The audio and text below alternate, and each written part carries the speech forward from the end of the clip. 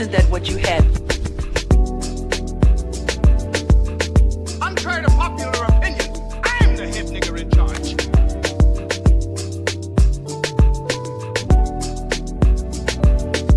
King Kong ain't got shit on me.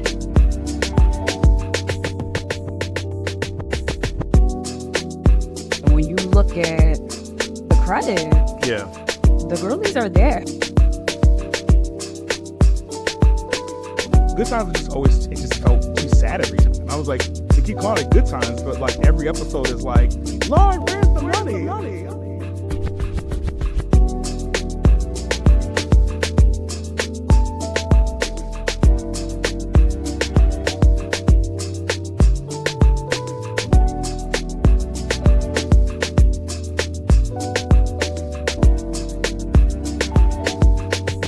And that's friends in real life.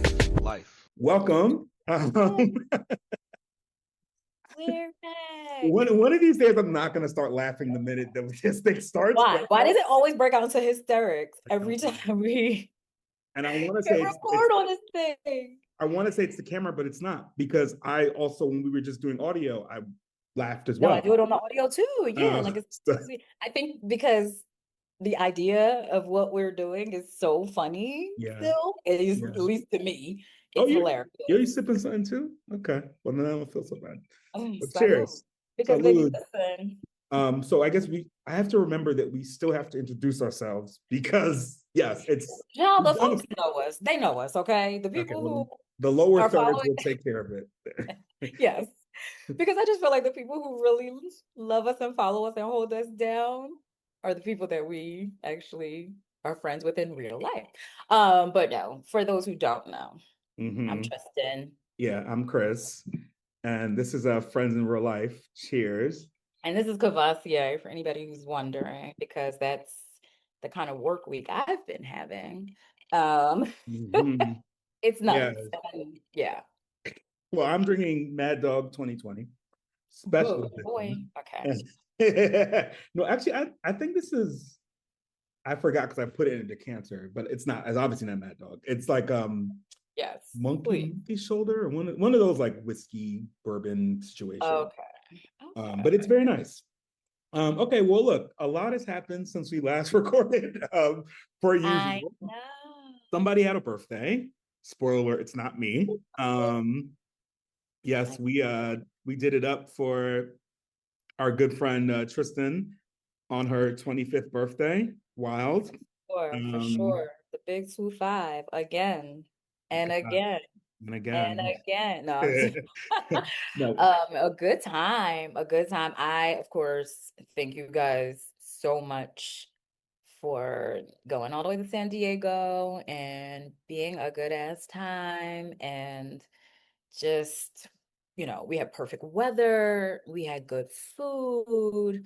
Yeah. We got to, shake a little tail feather, like the DJ was giving. Like, it was, I think, a stellar chill weekend all around. So shout out to everybody who came through, but they're good times, good stories. I'm having a little bit of anxiety though. About? So I posted pictures of myself from that weekend. Yes. Because, I post once a year. Like, if you go back and look at my ridiculous social media, you'll see that every post is a birthday, which means I'm averaging one post a year. Yeah. And I put that one up. And you know me, I'm really not, like, I joke around, but I'm really not ashamed of my age. Like, the jig is up. Like, I'm a first generation millennial, and it is what it is. So, so I put that and all the things, and you know me. Once I start getting the likes and the this and the comments and stuff, I turn into shy brother, and I'm just like, oh Lord, like, you gotta. I mean, I stopped looking, but I felt like when I did it, because it naturally came on my like timeline, or on my threads, and I was like, oh, his post is doing numbers. There's a lot of folks in these comments. I don't know these folks, so I don't know any of those people. And I said that like because I got a couple of DMs from Sure. Of course you did. both after that point. So I actually asked somebody, like, just curious, how did you find me? And they're like, yeah, you came up on my threads. Yeah. Like, I think in my head that it's just going up to the like two No, people that follow me. no, And no, no, it does numbers. I don't know any of those people, but grateful because they were very good to me in the comments. Um, love that for me, Sure.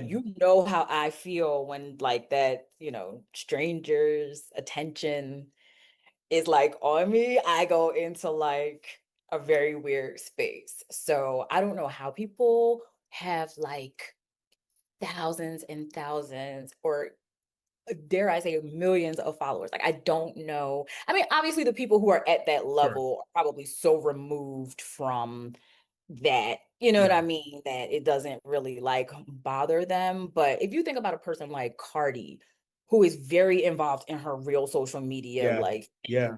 bonds to people, and Hmm. where do they get the energy? Oh my God, I my I don't think social I anxiety. could. I mean, Ugh, I've never had it, right? I have a decent following, but like I you don't get do. I don't get that much interaction. I feel like my following is only because I started out on social really early, right? Like when, Yeah, yeah. I'm always late to the party when it comes to social and it media. was usually people like moved over from Facebook to Instagram. It was like an easy, seamless. So I feel like that's part of it. Also, I don't get DMs about me. So it's like, who's that in your picture? Who was, No. that's kind of the energy I get. So that's like pointed, and I can go, oh, well, that's such and such, or they're tagged, or like, whatever. Yeah, a So, lot of my followers are because of you. sure.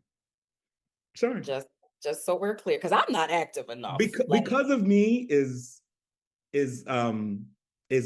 tricky, interesting language, use of the English language. Because like because of me could be the like, oh truth is yeah, tricky language now. That's so mega of well, you. yeah. That's it. Okay, guys, look, so such a good episode. Don't forget to check us out on Friends in Real Life and on Instagram. A MAGA Okay, claim is Flip. a MAGA claim is absolutely nuts. All I'm saying is that like you'll say, oh, well, this person that met me through some, like it's not directly because of me. It's like someone that maybe knew me or maybe is a friend of one of my friends commented, and somehow that's because All of I me. know And I feel is like that's not right. no, because all I know is when I know that you've posted me in Yes. something, Yes. over the next few days, my followers Mm-hmm. start coming out of nowhere. And I always check to see, who do I have in common with this person? Uh-huh. And And it's the me. reason why I'm usually okay with whatever comes my way Yeah. is because you are I'm the the common tie that denominator. binds. Yeah. Yeah, Okay. you're the middle guy for the foolishness. So I'm like, all right, Chris knows them, or is adjacent. Although somebody following Matt is the reason why I was like talking to this one kid in DM, because I will look, I'm like, who are they following? Who's following them? Because I don't want any weird shit. Um, and he was following Matt, and he said, I can't remember what he said, but I was like, well, I saw that you follow somebody that I'm cool with. Mhm. So I figured, and he was like, yeah, I don't know him, but I saw a post of his, because that man's going crazy viral. He's Yeah. like, a post of his came up on my feed and I liked what he said. And so I follow. So I was like, all right, well, the fact that you did that lets me know you got a little bit of sense. Sure. And he Yeah. was just like, yo, you're wild. So it's like, if I know that they're somehow connected to people that I know or that I fuck with, I'm okay with it. I Sure. don't want like these random, Saudi princes who be trying. I don't know what. I don't know how my stuff always ends up in foreign territory. It's very weird, but I'm like, how did you find me You from popping the on mountains threads. of You Russia? popping on social. I Listen, always that's see, very no. I'm not here for I see your posts all the time. I'm like, yo, Tristan's got the likes and the comments. The only time I went like somewhat all right, so I kind of understand how you feel, is when I talked about LA. And that Yeah, went a don't little do viral, that. but then it got a little mean. So I was like, okay, I gotta like Yes, I just that's deleted it. the thing. I just Like, deleted the comment. I was like, okay, well, never mind. Because well, I'm yeah, not, and you did the right thing because I don't understand how people can tussle and fight for their lives in those comments, child. Like, and I'm a girl who, you know me, my social media presence relies heavily on my yeah. vices. I usually turn off when I've had a few, Hmm. my defenses are down. I don't give a shit. I'm not overthinking anything. And Hmm. I'm just like, here's what we're doing. But if I had somebody like trying to like as soon as I see you trying to get aggressive or like Yeah. really, I'd be like, child, hide, restrict, Yeah. block. Hide, I'm not restrict, doing this. delete. I mean, I think it's the majority of the comments, it was me basically saying, like, I don't know if LA's for me. It's been tough, et cetera, et cetera. My usual spiel.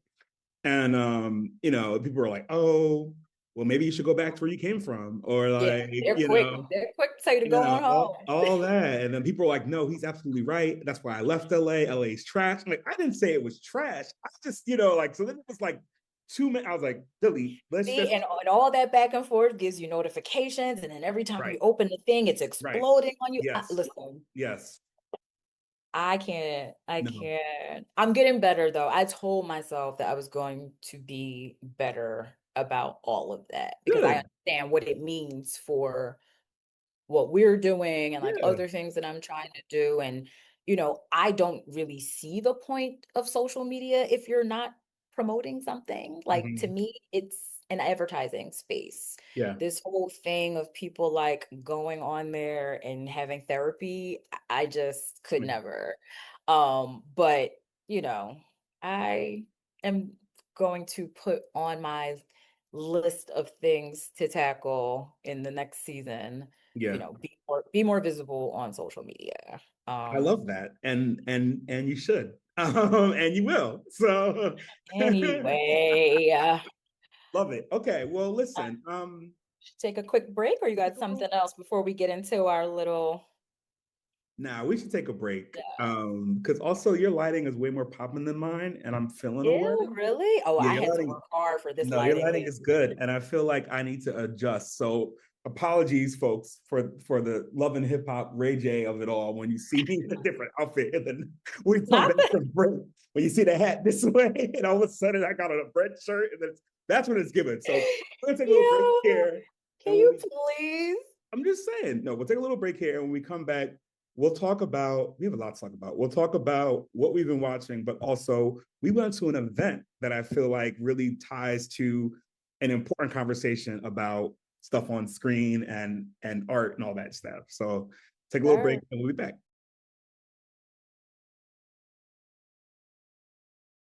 Okay. All right, we're back. Lighting's still the same, but it's fine. We're Your ready. lighting actually, it looks fine. It does. Okay. It does All look right. bad. All right. Appreciate it. All right. So, you know, fun fact, I tend to be outside and sometimes I like to drag Tristan out with me to certain things. And one of the events that we were invited to or got a chance to go to was an event for an iconic director, writer, producer, person, Mara Brock Create, Akil, just like a creator. Yeah, creator. this Yeah. creator period, right? Mara Brock Akil. There was an event with her, and even with Mara Brock Akil, presented by this group or organization, Hollywood Confidential, and it was at the Academy Museum? Yeah. Yeah, it was at the Academy Museum. So really, really nice, like the whole joint. And we got a chance to hear a lot about her story and to Yeah. witness her get her flowers, so to speak. And I mean, it was a lot going on. but Yes, of but course. because you know us, and I mean us as a collective melanated folk, we show up and show out when it comes to stuff. But For I, sure. I I really enjoyed it, and I know that like there's a lot of talk because this is what 25 years of since girlfriend, and I know I talked in the previous podcast about anniversarizing everything, but this one actually counts because No, this one's 25 years. important. This one's Yeah, important, it's important. 25 years since girlfriends debuted. And yeah, it was like it was really, really good for me to be there, especially since, I mean, we talked about this on the pod before, you know, Girlfriends wasn't an instant love for me. It's not a show that I Yeah. was like, oh, can't wait to watch it. It definitely took a while for me to get into the groove of it. Yeah. Primarily because I don't really respond to asterisk kind of things. So I'm not into like, this is the Black version of Vanity Fair. This is our generation's this. Like that kind of stuff usually takes me out of it. And so Right. everyone was like, this is the Black Sex in the City. And I was like, I'm already watching Sex in the City. You know what I'm saying? Like, and I want to see Us and I want to do all that. But like at that point, it was like I started watching Sex in the City. This is probably TMI, but because there was nudity involved. Like I was 16, 17. Like, you know, like it was like, Childish. yeah, like honestly, But very childish. Like it's like, okay, like, and that wasn't gonna happen on Girlfriends because it was on like, you know, networks, you know. So right. anyway, but And if we're honest, mhm. we had Living Single fill that space Yes, of for, yes, girlfriends yes, who were Black and, doing their thing and talking about relationships and sex and all of that good stuff. So it's not like we didn't have our fill right, for that genre sure. before Sex in the City even.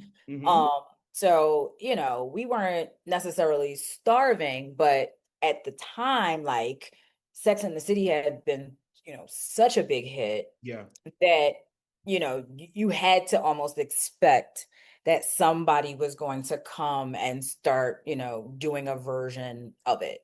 right. And it was touch and go in the beginning. You could tell the budget increased over time, but I'm glad you finally came on board. But I can understand how, as a guy, Yes. right, you might be a little hesitant about watching, a show like that. I was still scarred, right, from reading Waiting to Exhale as a kid and hearing how women talked about men.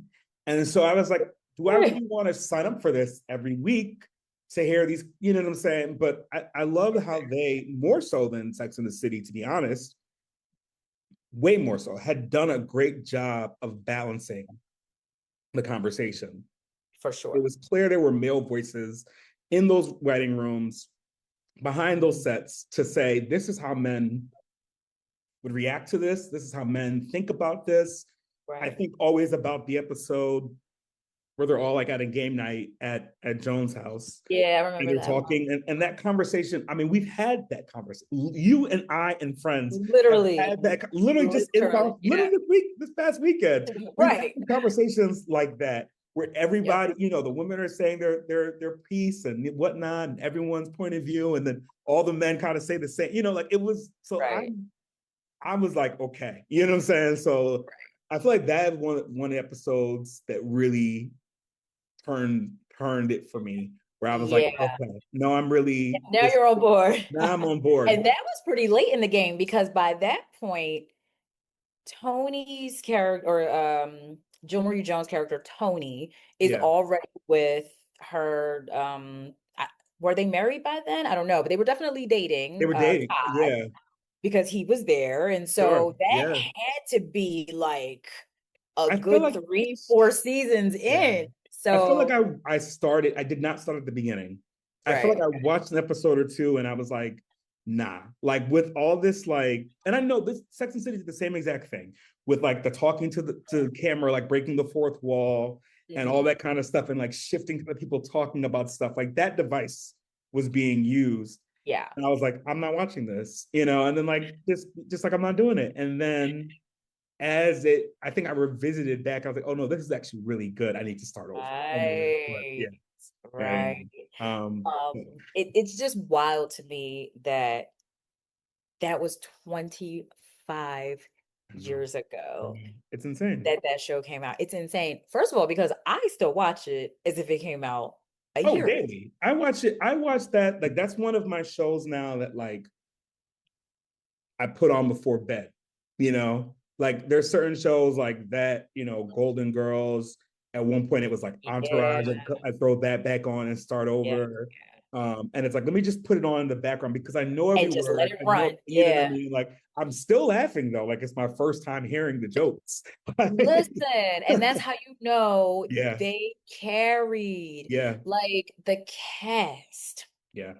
was so perfect. Hmm. So perfect. Well, We- the cast that Well, the the cast cast that made the cut, yes, because we've been now. I was kind of upset that that didn't come up at yeah, this event, I right? agree. I agree. Because we were going through this woman's whole catalog of things. Yeah. And when it got to girlfriends, I felt like they did a really good job of talking about some of the, elements of the show that we all can agree were like the Hmm. moments. And, Hmm. having Golden Brooks come out was like really cool. And like all the things were there, Yeah. but everybody has to know that that footage is going around on social media about the original like pilot cast Yeah. for Girlfriends and how off it was. And everybody agrees that if this had been the cast, Yeah. this show never would have made it. Well, yes. So a few things on that. So first, one thing that I thought very interesting about the casting and stuff that came out of that conversation was that Regina King was the original thought for Joan, which is I still know. crazy to me because we love Regina King, but I cannot imagine her playing No, not what Joan became. Maybe what Joan was on the page prior, sure, but like there is right. no way that I could see, If Regina anything, King. Maya. If If anything, anything, Regina Maya. King could have killed Maya. Yeah. But Joan Carroll Clayton, no, no, No, ma'am. no way. No No, way. ma'am. So that was interesting. But so what we're talking about, folks, there's a clip on the internet now of like a scene, a pivotal scene, right? In that first episode where like Tony basically comes to Joan's birthday party with a dude Joan had dated in the past, right? And like, Maya was like, oh hell no, you just thinking up the joint. And the whole, the horror usual stick. But like the Tony and the Lynn are not the Tony and Lynn that we were introduced to, right? The Lynn is white, right? Like, or a white passing or something. And then the Tony, listen, I'm sure she's a lovely woman and a lovely actress, but she was not it. And like, I like, because, and it's not just because like Jill Marie Jones is so good. She was so good as Tony and Oh my like God, I know. really, So good. embodied it. And like, look, we can talk about this all the time, right? It happened with Golden Girls, right? Where they originally Betty White went out for Blanche Devereaux, and Right. like Yep. obviously, Yep. so things shift around all the time. And then I think Mara was saying that originally Golden Brooks went out for Tony. Yes.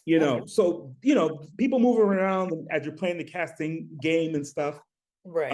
You hear all the time, Lindsay Lohan was looking Regina George at one point. Like it's just all over the place. So cool. But yeah, that cast and that scene, no way. It wouldn't have lasted. It would have been like one of those shows we never saw again, like Homeboys in Outer Space, or like, you Yep. know what I'm saying? Yes, Like, it gave crazy Homeboys from Outer Space energy. But whoever decided to swap out yeah, those two actresses yeah. really did their big one because that made the show. Mm-hmm. Like you cannot take one of those women, similar to your Golden Girls, Sex in the Mm-hmm. City, and Living Single. You could not remove one of those women and have the same chemistry. Like you just couldn't. No. So the fact that they landed on the four women that they did, Yeah. that was chef's kiss. That Mm-hmm. was chef's kiss.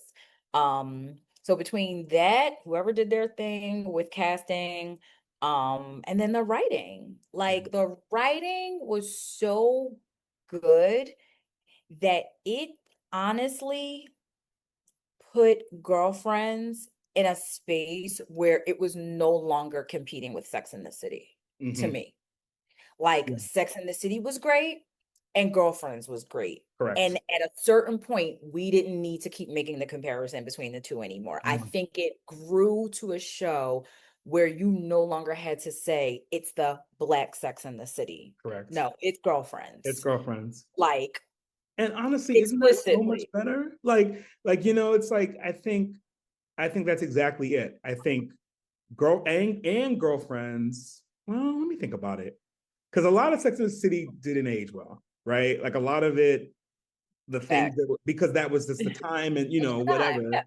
But I feel like girlfriends, whether or not you agree with the decisions that the girls made, and that's been the conversation. Like, were these people really friends? Because like whatever. And for a long time, I struggled with Tony as a character, because I don't, both in personal, professional, and on screen, I don't like people who like get away with like treating their friends. I'm the That's why but people love it. They love Maxine Shaw, right? Well, Like, I don't think the person who got away with everything, well, she was, but Regine was more of a problematic character in that oh, regard to I me. I hard But disagree, but that's no serve for another listen, day. now we have to have an episode about Yeah. We it's got to fine. we'll do a whole We'll episode unpack about living it. single, but like, Yeah, but we'll no, unpack it. but like the Kramers, the Maxine Shaws, the I hear what you're saying about Regine. I hear what you're saying about Regine. I think See? her as a person was just kind of like out for self, but it wasn't at the expense of others. Like it was like, this is her thing. She's always gonna be like whatever, but she's not like stealing people's toasters and like, all the kind of stuff that Maxine Shaw was doing, taking the last bit of hors d'oeuvres at the event. Anyway, so like Fair. but yeah, so what was I saying? Oh, girlfriends, the importance of the show. Oh, I lost it. All right, well, it'll come back to me. But yeah, Well, go ahead, because then no, go ahead. Yeah. because I think I know where you were going. No, go for it. Yeah. Now I just lost it. All right. Well, see, this is Whatever we're sponsored by it's this, right? sponsored by, but yeah. So we were talking about like, yeah, for sure, like girlfriends and like it stood on its own. And yeah, I think that's what made it so important. Again, we talked about the writing. Like it overall just was a solid. Oh, that's what I'm talking about. It aged well, right? Like so, like Sex and the City. There's so much of that show that it's like, oh, you can't say this out loud anymore. This is not it got very cringe on Sex and the City. But like when I go back and rewatch the episodes, not only is it still relevant, but I think about the things they were talking about on that show that were bigger ideas that were like sort of unheard of back then. Everything from like someone who's a sex addict to like someone who's Maya with the fibroids. Maya with the fibroid. Oh yeah, like you know what I'm saying? Like all of those things, like the corporate world of it all. Like there's so much like I just love seeing the development of those characters. And like even though they all had like high paying jobs and like they all, whatever, it never was like such a big deal. It was like, yeah, Tony is a realtor and a really good one, but like she specializes in results. But like really it's about her, you know what I'm saying? Like it's like a side thing. Like Maya wants to go back to school and become an author because like that's what she wants to, like it just, I don't know. I felt really. And that's what gave it that element of realism, right? Because that is how we are living life. Yes. We're not walking around saying, I'm the first Black marketing executive since did it. Like nobody talks like that. Nobody talks like that. You're just you're just living your life. You're doing your thing. And so that is what made it so relatable. It was like if you, and even in the friendship dynamics, right? Like when I think about my friendship dynamics with my girlfriends that have been my girlfriends for the longest time, so much of our relationship and interaction could easily be some of those episodes from that show. And I mean, like from the opening credits to the closing, like it is. And then you throw in the dynamic of William, right? Like this like legit male friend who is down with the girls, but still has his whole shit going on, being a guy. And like, I was just like, this is much closer to real life, at least for me, than I think anybody really realizes. And so that's what made it so enjoyable to watch. Yeah. And I love that, I mean, like, we can just defend or discuss whether they should have jumped the shark and made, William and Joan a thing. People have said that that's not a thing. Not get me started. I hated every bit of it. I hated that.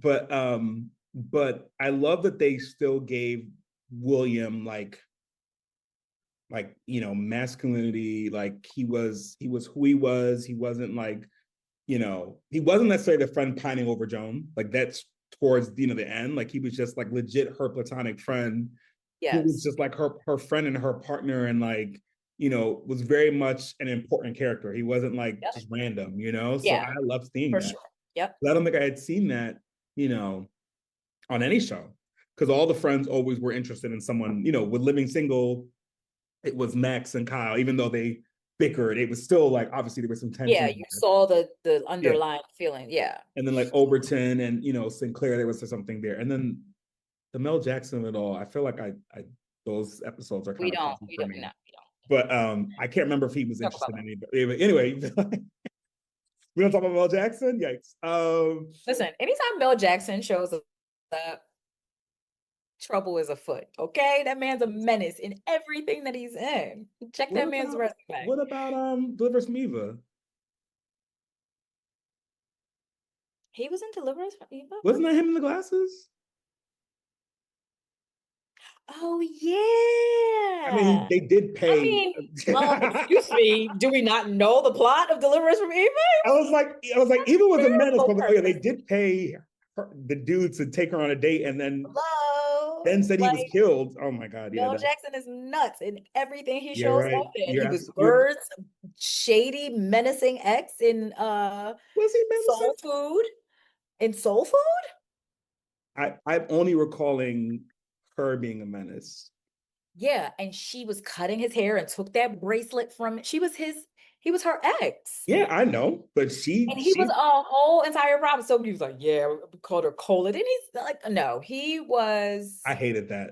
Who wrote a that? I mess. hated that. Nobody ever said that. Mel Jackson, listen, when that man shows up, You're right. Trouble's afoot. You're absolutely right. trouble is in the room. Trouble has entered the chat every time Mel Jackson's involved. I can't with that man. He is a menace to society. Shout out to Mel Uh, Jackson. Uh, I mean, yeah, shout out to that brother.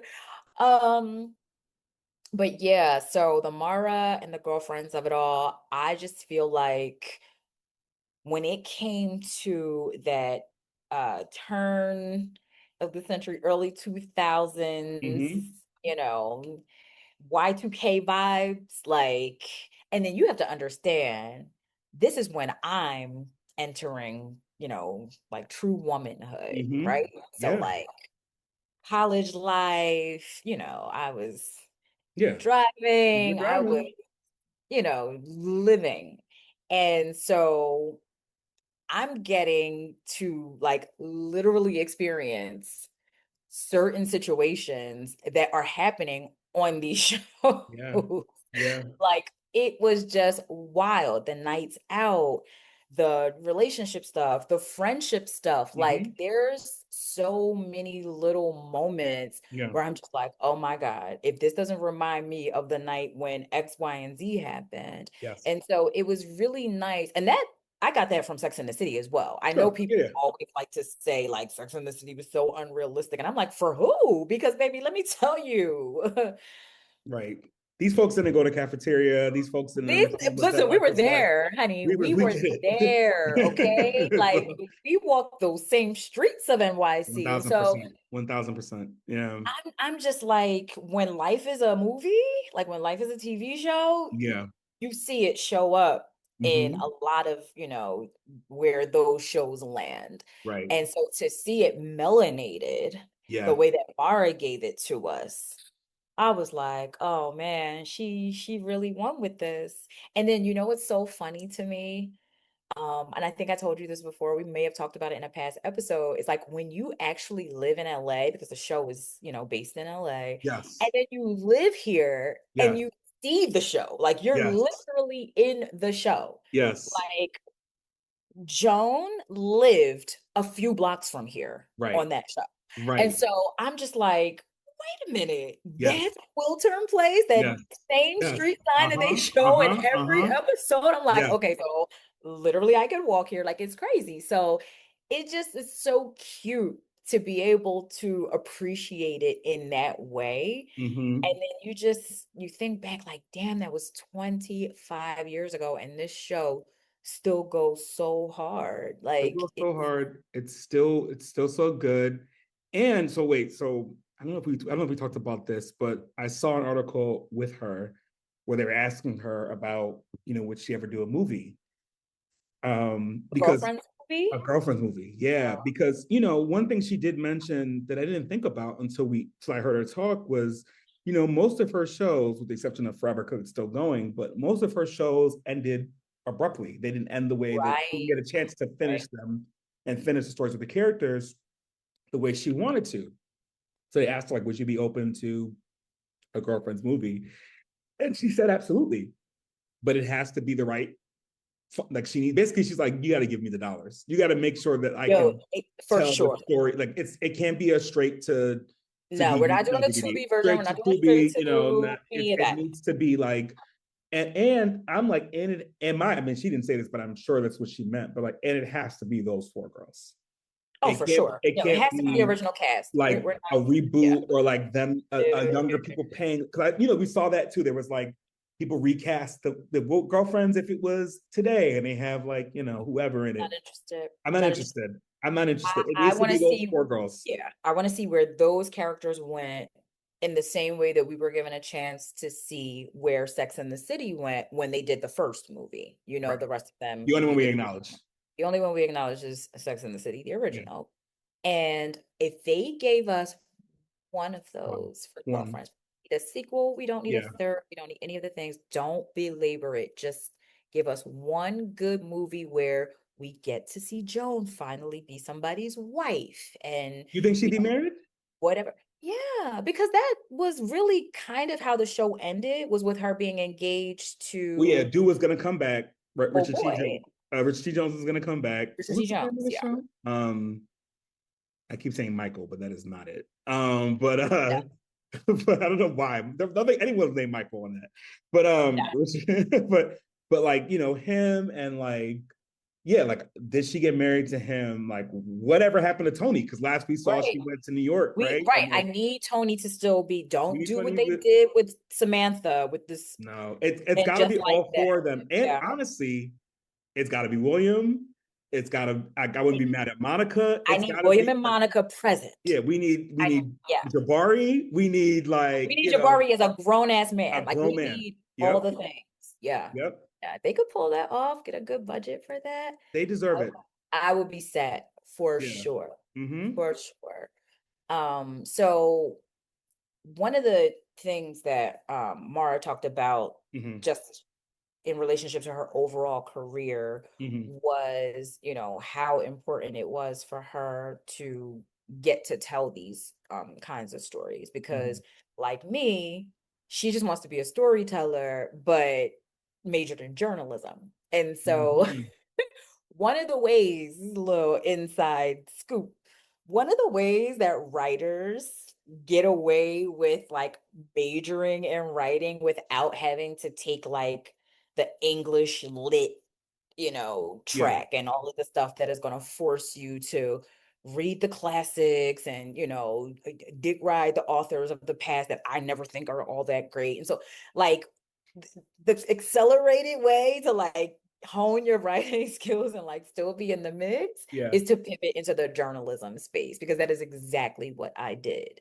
Yeah. And then when you go into that space, you get people who will expect you to actually, like kind of ride that wave. And one of the things that Mara said was like, people expected her to literally be like a broadcast journalist because of how she looked and how attractive she was and like all of the things.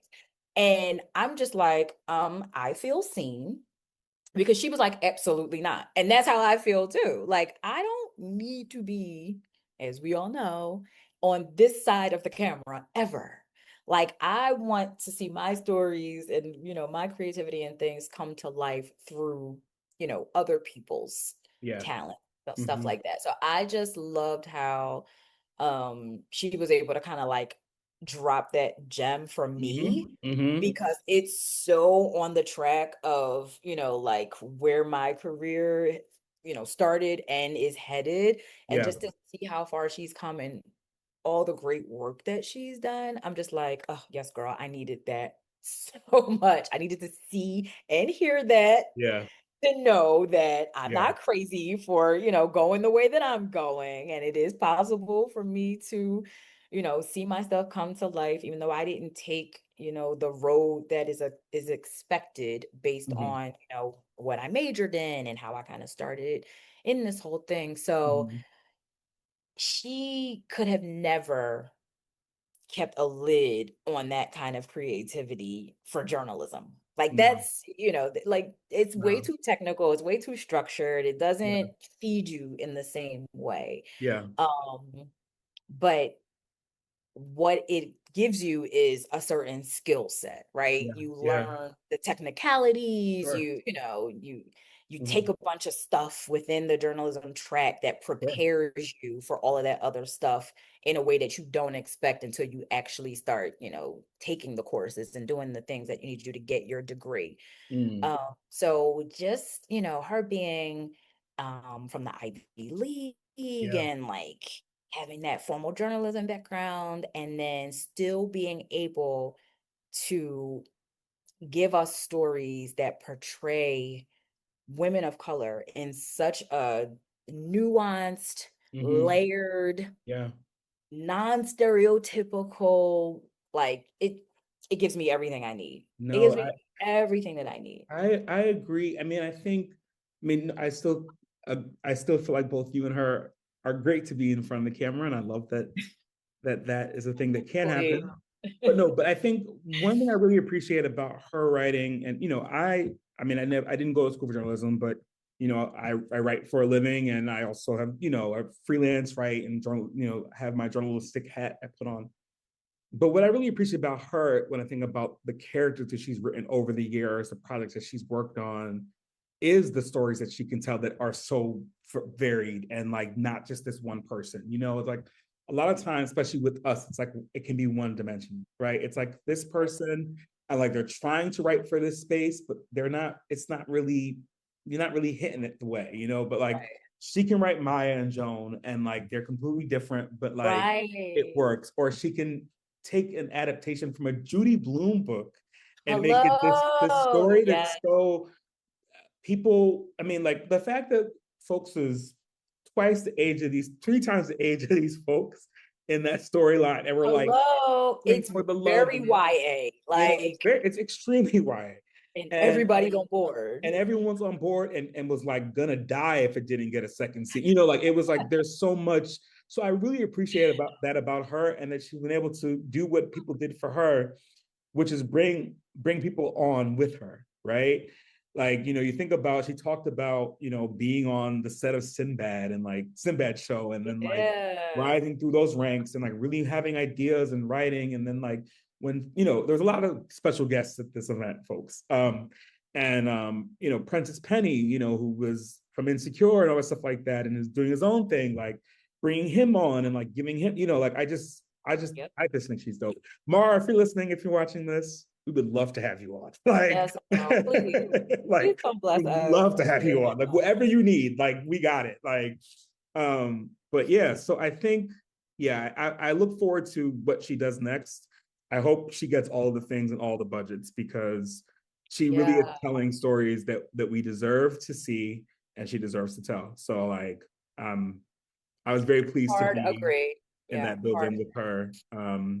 And actually, fun fact, I actually met her many moons ago. Of course you Um, did. Of course you did.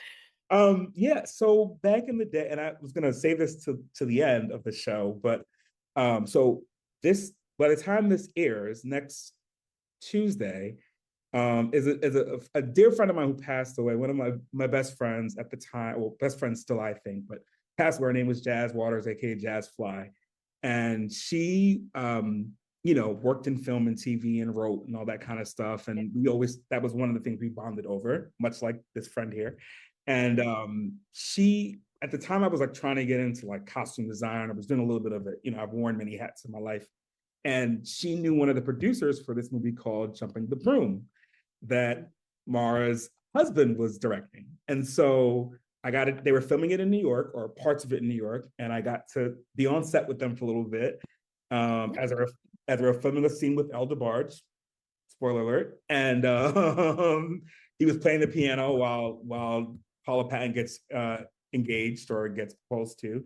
Right. I do And remember that scene. so Okay. like as they're doing it, like I'm watching the scene and like we're talking and like Mara's exactly who you see, like super nice and sweet, but like just like chill, very much in LA kind of, Right. and she was so helpful as gave me some people to follow up for as far as like getting into the industry and how to Right. get it. And I was just a friend of a friend, like, or not even like a friend of someone working on the set. So Right. a special place in my heart for her and for that film in so many ways. And yeah, like No, I just that's want her so to have dope. more of it. Yeah, like she's just the best to me. So yeah, shout out to her and all of that. Okay, cool. Well, before I get choked up, let's take a break. I know, And, right? and, Oh, you know right now. right, before let's take a little pause for the cause. But when we come back, speaking of uh portrayals of Black women, we need to talk about a film that we saw that is in the comments of everybody, and really kind of dive into a little known film called One Battle After Another. We're doing it. So those are off. All right, we'll take a little break. We'll be right back.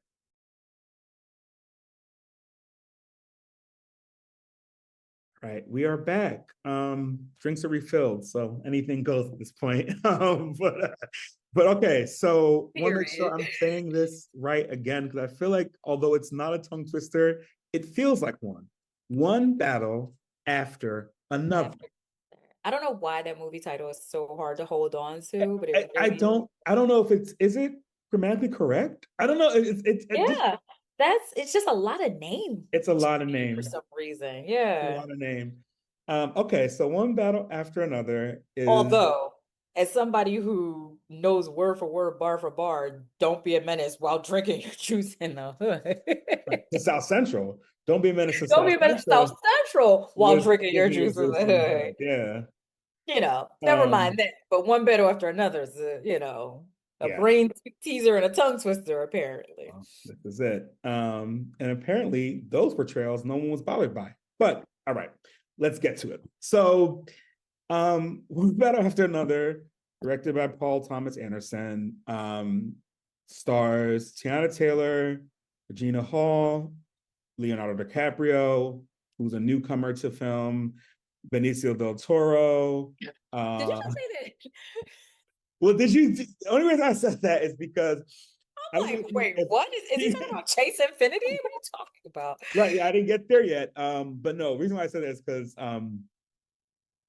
I saw an interview with Regina Hall, my hall pass, oddly enough, and she was talking about how, asking what it was like working with him. And she's like, well, he hasn't done many things. So it was like, so she's so funny. Oh my She's God. hilarious. I love her. God, I love Yeah, her. she's the best. But anyway, so we said those Sean Penn, also Tony Goldwyn, and then newcomer Chase Infinity, but also Jungle, insert nasty word because I don't use profanity or any kind because I'm a child. Can you say P word? Jungle P word. I guess we don't know about that. And then also Alana Haim from the group Haim. So there's Wood a lot Harris. of Wood Harris. Harris. Jeez, yeah, a lot of folk in this film. And it is very good. Really good actually. I'm gonna say, how did you feel about it? I really enjoyed it. No, I really enjoyed it. We were dying to see it. Because obviously when films come out, I also like Paul Thomas Anderson, right? Like I'm a fan of his and have been for a long time. And so I wanted to see it. And then when I kept seeing the trailers, I'm like, oh, this looks like my kind of film. And then also because it was starting to get so much buzz and conversation on social, I knew I had to see it soon. Otherwise it was going to be spoiled for me. So we went back to the Alamo Of course. Because they hold us down. They hold us down and they hold everyone else down. So it's great. And I really, really enjoyed this film. I think we're gonna get into all the conversations about it, but overall as a body of work, I really appreciated it. It felt to me, very timely. You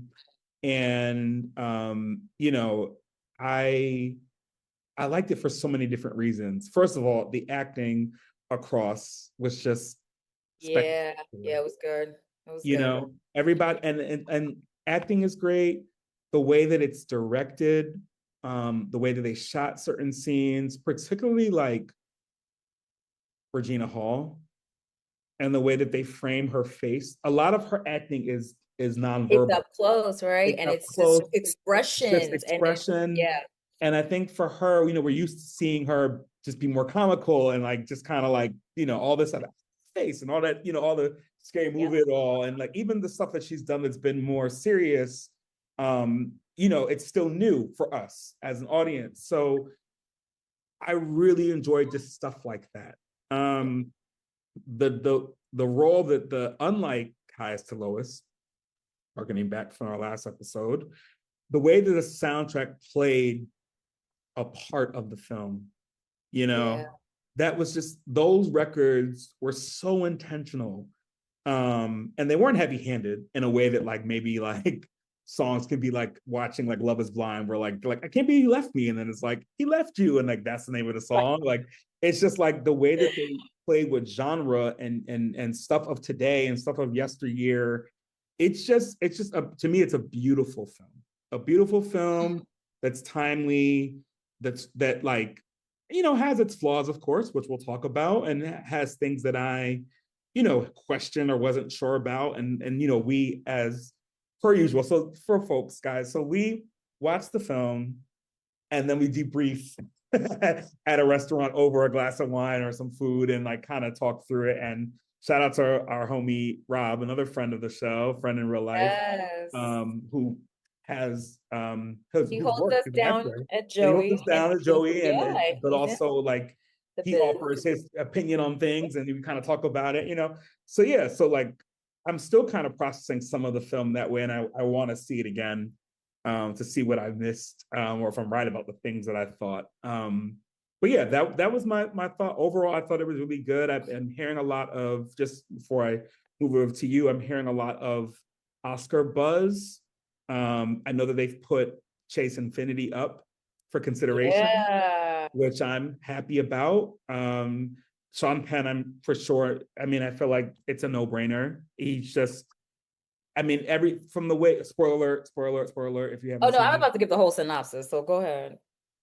it, but the way that Because I feel like you can't talk about this movie no, without really we have, talking about what it's about. if Yeah. you're watching this, you either want to hear our opinion on it and have seen it, or haven't seen it and want to hear our opinion, or just look down below and fast forward to the next part. Sorry.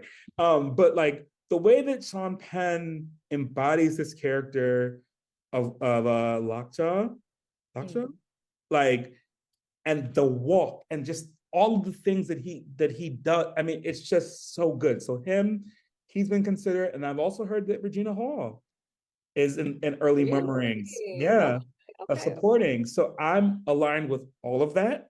Yeah. And yeah, that was my spiel. So that's how I felt about One Battle After That. All right. Okay. So you overall, you're here for it. It's one of my top films of the year. Yo, I think I remember you saying that, It's my top and films of the year. you kind Right of now, bumped it up. it might be at the top. I was about to say, because at first, what did you have? Sinners in your Sinners, and I think it's just Sinners. I think about this year. Yeah, Sinners was in no my. weapons? No. Oh, Weapons. I'm sorry, Weapons. Yeah, Weapons, you got Sinners, weapons up and there. Yeah. yeah. And I think this is at top. Yeah. Out of those three, you think that's your number one? I mean, I haven't seen Kiss of the Spider Woman yet, so we know that that's. Shout out to J-Lo and Diego Luna and everyone else involved in that Calamity Jane of a film, apparently. I feel like you set me up by even bringing up the name of that movie because you knew. That's a film that me and Tristan will not be watching at Alamo together. I've decided, or I've surmised basically. Now, listen, I need J-Lo in her rom-com bag. Or She said she's got some coming out for you. So thank you. yeah. Like, please, ma'am, we don't need you. Listen, don't. Okay. So, okay, Yeah. I'm with you on every place you went Mm-hmm. about one battle after another. Mm-hmm. I thought it was beautifully shot. I thought every actor gave what they needed to give as Mm-hmm. far as, the characters they were playing. Yeah. And shout out to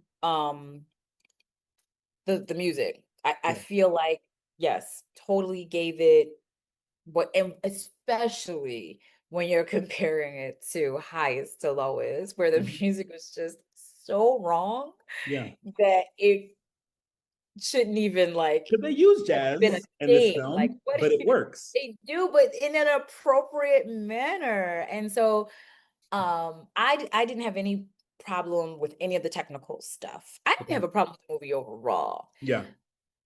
When I started to allow some of the critiques Yes. that I was hearing to creep in, Yes. I was I was looking for certain things based on that stuff, right? Sure. Sure. So for those who have not seen the movie yet and don't care about spoilers, it is basically a movie about a man who is in the throes of some kind of racial psychosis and is determined to erase any trace of, his involvement with this Black woman who he's literally obsessed with. Yep. But his involvement with her pretty much ruins his chances of being a part of this secret underground white supremacist club that under no circumstances will allow anybody who's been with somebody from another race, especially not a Black person. Like being with a Black person is like the most egregious as far as they're concerned. Yeah. So, in order for this character played by Sean Penn to be a part of this movement, Mm-hmm. he can't have any foolishness as far as him having a past with a Black woman. Yeah. So Chase Infinity is this young girl who, up until a certain point, we believe is the daughter of Leo's character Yep. and Tiana Taylor's Mm-hmm. character because they're Perfidia a Beverly thing. Hills. Yes. Mm. And so for some crazy reason, this man who made this film decided to agitate folks and put Tiana Taylor as the love interest of not just Leonardo DiCaprio, but also Sean Penn's A double whammy. A double a whammy. Like, double homicide yeah. to people who cannot wrap their heads around seeing Black women being intimate with white men. Yeah. Um, but she's kind of carrying on with both of them, and so it becomes a question of who does this daughter actually belong to.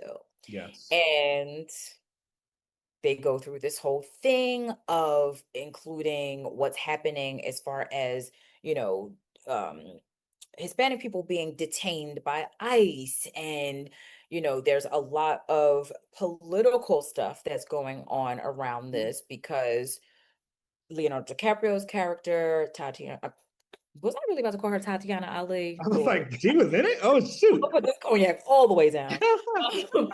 Tiana Taylor's character, Regina Hall, they're all a part of this like revolutionary slash domestic terrorist group Yeah. that is trying to like dismantle a lot of crap that is going on, Mm-hmm. in the States. So when you said it's very, timely, Mm-hmm.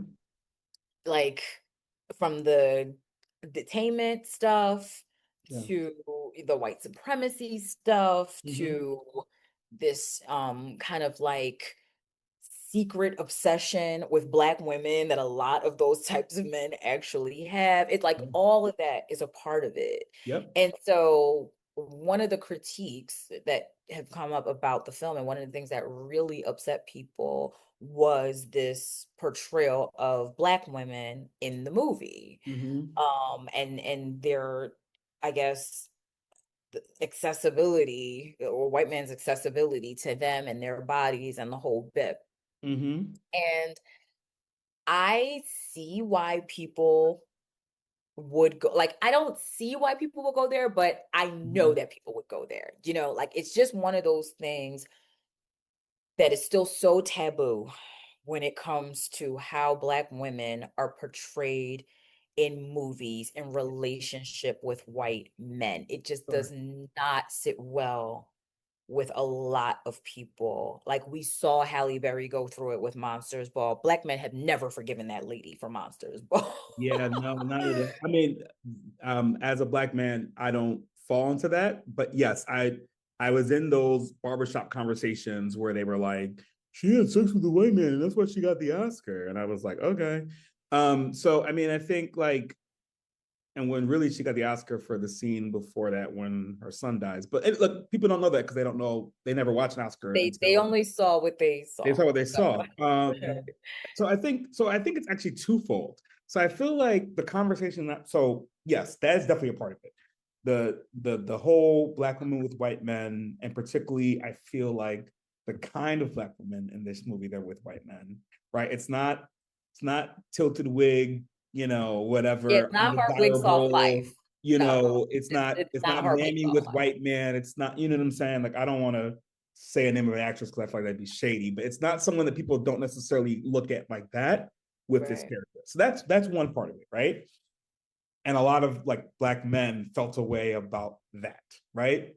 The other part of it is the dialogue, and people feel like the dialogue felt a little heavy-handed when it came to how Black women talk, and did it feel almost like a caricature of how Black women are, right? And that was what I've been seeing on my timeline, right? Like people being like, oh, like I felt like Jungle redacted, like that speech wasn't necessary when she got up on the counter and was talking, or like the Tiana Taylor of it, da da da da. So I'm curious, as the only Black woman on this podcast, because what I think matters, but not really in the grand scheme of things, right? I'm not a Black woman. I don't, you know what I'm saying? Like, I can Right. No, I have my feel it. thoughts, Yeah. and I have them, but like, I'm curious for you, as a Black woman, how did you feel about the dialogue and the portrayal of Black women? I feel like I'm being set up by this question. And in particular, it's not a setup. And particularly, I feel like, because I feel like it's about Tiana Taylor. It's not about Regina Hall, right? No one should have an Right. issue Yeah, about yeah, her, fair. Yeah. or the nuns that exist in that space when they go, like, or Chase Infinity, right? It's not about them. It's about Tiana Taylor and Jungle P. So I'm curious, what did you feel about that? Because you said you understand why people could be offended, which I think is fair. And I understand that too as a theory, because offense is what it is. But, and how you feel about Yeah. things, how you feel about things, right? But like, how did you feel about it? Okay. So first of all, when it comes to how I am looking at these things, Mm-hmm. I tend to remove certain emotions Mm-hmm. from the situation so that I am able to look at it through the lens of a creator. All right. Mm-hmm. So when I do that, it puts me in a position to not internalize. I consume a lot of shit. Yeah. I I'm I've become so good at learning how to kind of compartmentalize and or shield myself Yeah. from really internalizing Yeah. a lot of the stuff that I consume. Because if I Mm-hmm. let it all do all the things, I'd be a psychopath.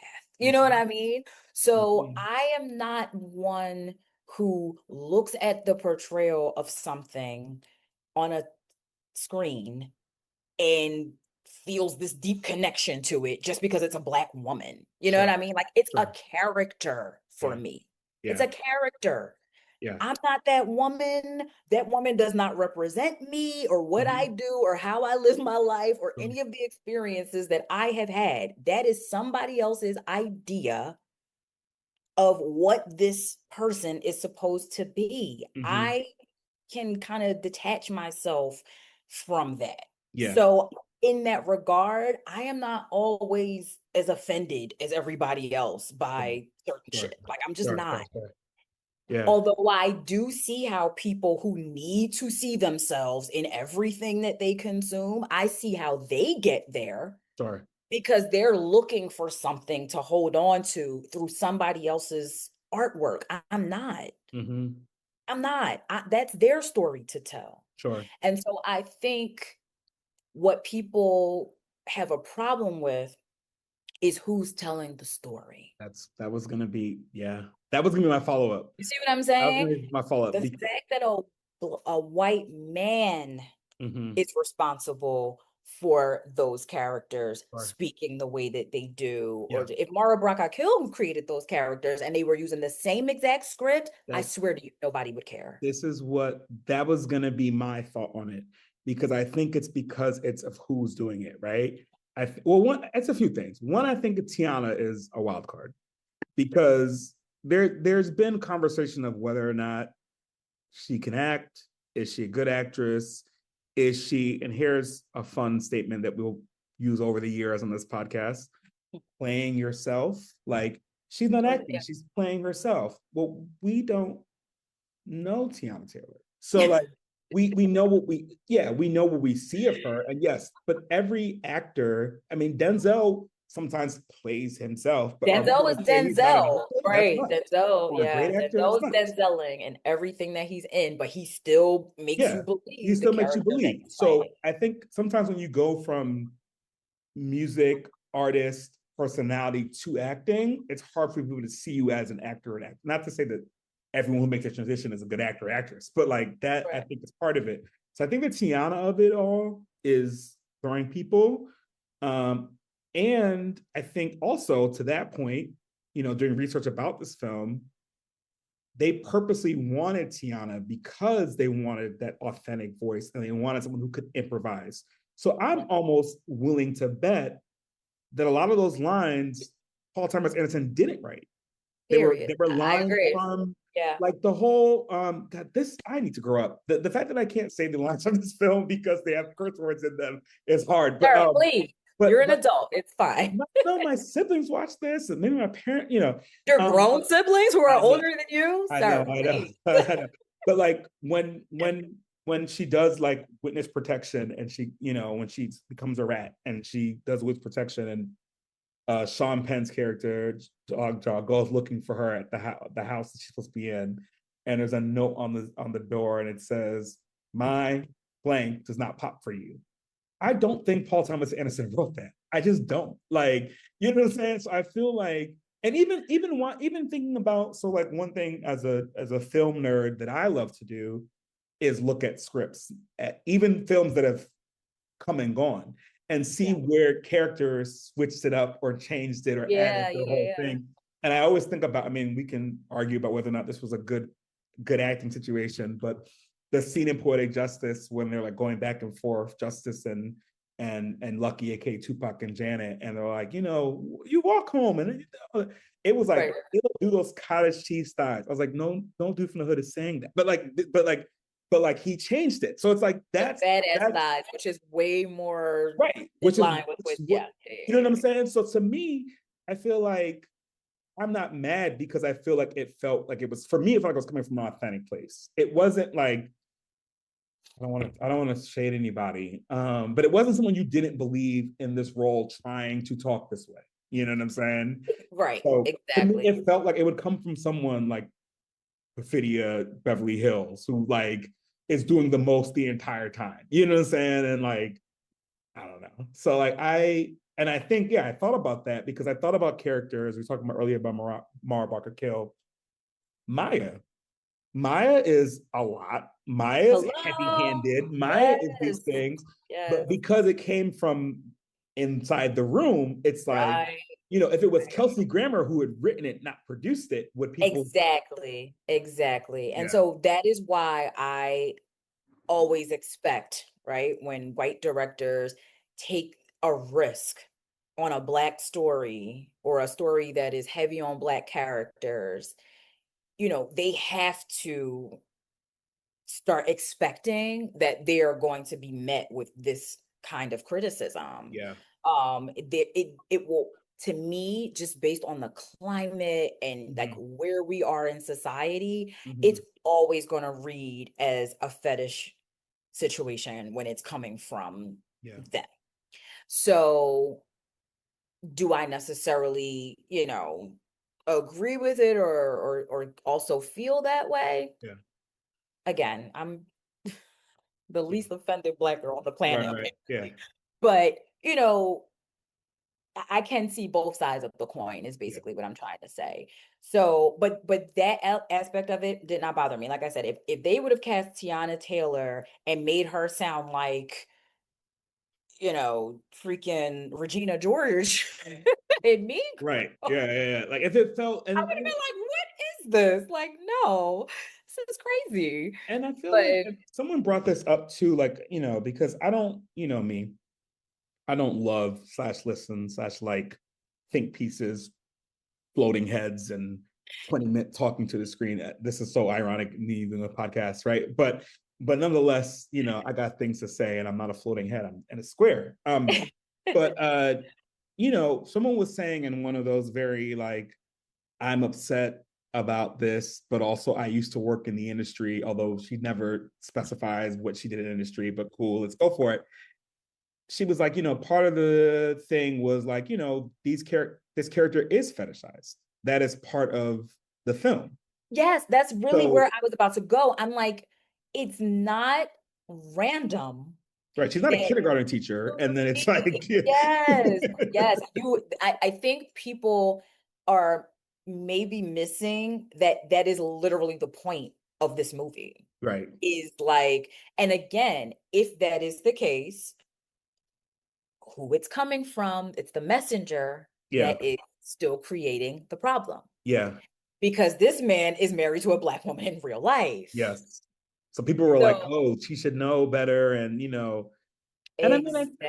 I mean, it's tough. Well, it's a few things. One, it's tough because I feel like, Paul Thomas Anderson, his whole thing is kind of like poking at things, or being uncomfortable, or like telling stories that aren't normal, right? From your Boogie Nights to your Licorice Pizza. Like he's kind of just like all over the place, right? Which I love, because I also don't look at film to be seen. So like it's a little different. Well, same. Yeah. But also I feel like I understand it, because I have had the same or similar commentary for Tarantino and his use of the N-word and everything. Like I joke that like that man will find the N-word, and he did a film about the Holocaust, and still the N-word showed up. It It's like what, still made a way. like you can't help yourself. You know what I'm saying? No, Like you really care. so like I don't, and like the way he writes Black women, I've always been kind of like eyebrow raised, right? But But also it's everyone like, loves Jackie Brown. but yes, everyone but me loves Jackie Brown, right? So, but yeah, another story for another day. We'll talk about Tarantino, Quentin Jerome Tarantino, another day. He's We've for had, sure an episode. yeah. But like, so yeah, so I understand it. You know what I'm saying? But like, that's also like your personal feelings. You got to just rock out with the film. Okay. Let me Yeah. ask you this, as we're diving deep into the film. What did you think about, or did you know that, spoiler alert, Oh, that child, Tiana we gave the Taylor, whole story away. We're good now. Tiana Taylor, and Sean Penn, was the father of his child? What did I think about Did you that? did you pick that up prior to it Oh, being? yeah. I think in order for the story to work, he had to end Yeah, up yeah, being the father. Yeah, yeah. yeah, yeah. Couple of things eh, that made me think of Mm-hmm, is something that we mentioned when we were at Joey, when we were talking to Rob, mm-hmm, was towards the end when mm-hmm. Chase Infinity's character, the daughter, she gets, saved. Leonardo DiCaprio shows up, takes her back home. Yeah, He never knew that he was not her real dad. right. And then they go into this part where he gives her this letter Yeah, from the mother that abandoned her. right. And it's, all this beautiful stuff. And I brought up that I felt like he wrote that letter I agree. to Yeah. make her feel a little less abandoned Yes. by her mom, and not leave this image in her head that her mom was a rat, because that's what Right. it ended up, being. She Correct. went from being like this hero, and he was selling her this whole idea that your mom was a hero, she was a revolutionary, like Mhm. he had that little girl thinking her mother was the next best thing to Angela Davis. Right. And come to find out, Right. she's devouring the cheese. Yeah. So, and I still think even that was kind of a stretch, because she dips before she needed to like testify or do anything Yeah, she actually crazy didn't towards really. them. She didn't Yeah. really rat, in my opinion. She It was kind of actually just, other folks who did, but they probably did. They yeah, probably thought it was her. right. So I think the redemption part Hmm. for, Tiana's character as the mother was this letter that Leo ended up, in my opinion, he ended up writing, and just Yeah. letting her believe like your mom really loved you. She, you carried this torch for her because Hmm. she was great. And then you guys were kind of like, oh, like, yeah. And so I Yeah. thought that was something that they kind of left in the air for us to like Yeah. later have conversations on, that I kind of appreciated. They did that. And I then think. Sorry. Go ahead. You're good. no, Go no, ahead. no, go ahead. 'Cause I was going to talk about something else that Rob had brought to my attention that No, I go thought for it. about, Yeah. which was like wanting to know a little bit more about Tiana's background Yes. and how her character got to that Yeah. point, because we see her family when she kind of like Yeah. gets pregnant and has to like chill, because baby, you're with child, you need to sit Yeah. down. And then Leo's talking to her, I guess, mom and grandmom or whoever those women were to her, Hmm. Hmm. and they say she comes from, a long line of revolutionaries, and so we know that this is kind of Who in she her is. DNA and who Yeah. she is. But I would have liked to have seen like a flashback scene or two Mm. of maybe like her mom or dad Yeah. doing everything, or whoever kind of like ushered her into this way of life. So I would have liked a little bit more character development Hmm. from the Tiana character. I hear Other that. than that, I'm good. I also feel like Leo. I would have liked to know how he got involved, because I Yeah, same. wasn't sure Yeah, also, yeah, same with him. what I was up think that with would have been him. nice. Yeah. Um, it's interesting. I heard two sets of feedback. One, someone was like, again, looking at social, some man said he couldn't watch it because Black women don't leave their children. So the idea of the Oh, Tiana Taylor character leaving her child didn't feel like a Black woman thing, and was like a poor portrayal of Black women. So I just want to put that out there, that that's what people are saying. okay. And then I was gonna say something so shady there, but I keep forgetting we're on camera. Eat whatever your camera so bad. And then the other thing was shoot, my brother had brought up a point that I just oh, I need to start writing stuff down. That it was talking about like Leo, and I can't remember what it is now. But yeah, it was just like, oh, he was saying like, Leo did all this stuff to like protect her and to keep her out of the scenes, and like ultimately rescue her, and this whole car chase, stuff like that, only to Right. like let her go be revolutionary. It was just like, well, what was the point? What was the point of all this? Like, because Well, if I can yeah. offer a little something to that, I think because up until that point, she was not in it. She Mm, was just like this thing that he was supposed to keep safe. By the time he meets up with her, yeah. she's off the old boy that was Right. chasing her. Yeah. She Yeah. Yeah. survived a kidnapping. She Sure. got Yeah. away. Yeah. You know what I mean? So I Yeah. think she kind of proved herself to him at Yeah. She that point. wasn't just a child anymore. She was She ready. wasn't just a child. He was at that point, I feel like he was looking at her like, you're your mother's daughter. You're Hmm. good. Right. You're not my daughter, but you're Child, shade. but you're for sure her. Right. So that's what I got out of that. It was kind Yeah. of like, no cell phones, no this. He was at that point, he just felt like he had this thing that was Yeah. just his baby. Yeah. Um, but by the time they get down that long Promote to What did this you think world. about that scene? Because I've heard some like conversations about that scene as well. Oh, Like I some loved people it. felt like it dragged on for too long, No, and for then me, some people were like, you needed that for the build up. I no, thought it was a beautiful. I thought it was you did it for the really. build. I will. The one thing I will say that was, and my brother. So my brother, shout out to Miles. My brother, another film and film buff. You know, when this film happened, he was like, "Chris, please go see this film because you're the only person I could talk to about it, right?" And so when Okay. I finally saw it, I texted him. I was like, "I saw it," and he was like, "I'm calling you." It was like in the morning. Anyway, we're talking through it, and we're going, you know, and he was like, he felt like the chase scene, although it was very dope, which I agree with. He was like, it was a little far fetched in the way that like that you knew who you were chasing because how did you know what car, right? Or like the scene Yes, where agreed. he's like, where's the bad man? Oh, the bad man with your daughter? Yeah, he went that way. It's like, how would you know that? Like, you know what I'm saying? Yeah, So yeah. that to me was the part that was a little but the actual up and down of it all with the music and like you don't know what's gonna Yeah, happen. To me, that was dope. You're yeah. building, and that was the one of the things about the film I did want to say is it's a long film, folks. It's almost 3 hours. Yeah. But it does not feel that long. It doesn't. You're It once it moves. starts, you're on it. Yeah, It's it not there's no low moves. point. Because Yeah. I was very nervous Same. about that Same. timing Yeah. because I have a very hard time these days if I am not on my own couch Yeah. And there's no captions. sitting Oh, for anything I'm that over. long. Yeah.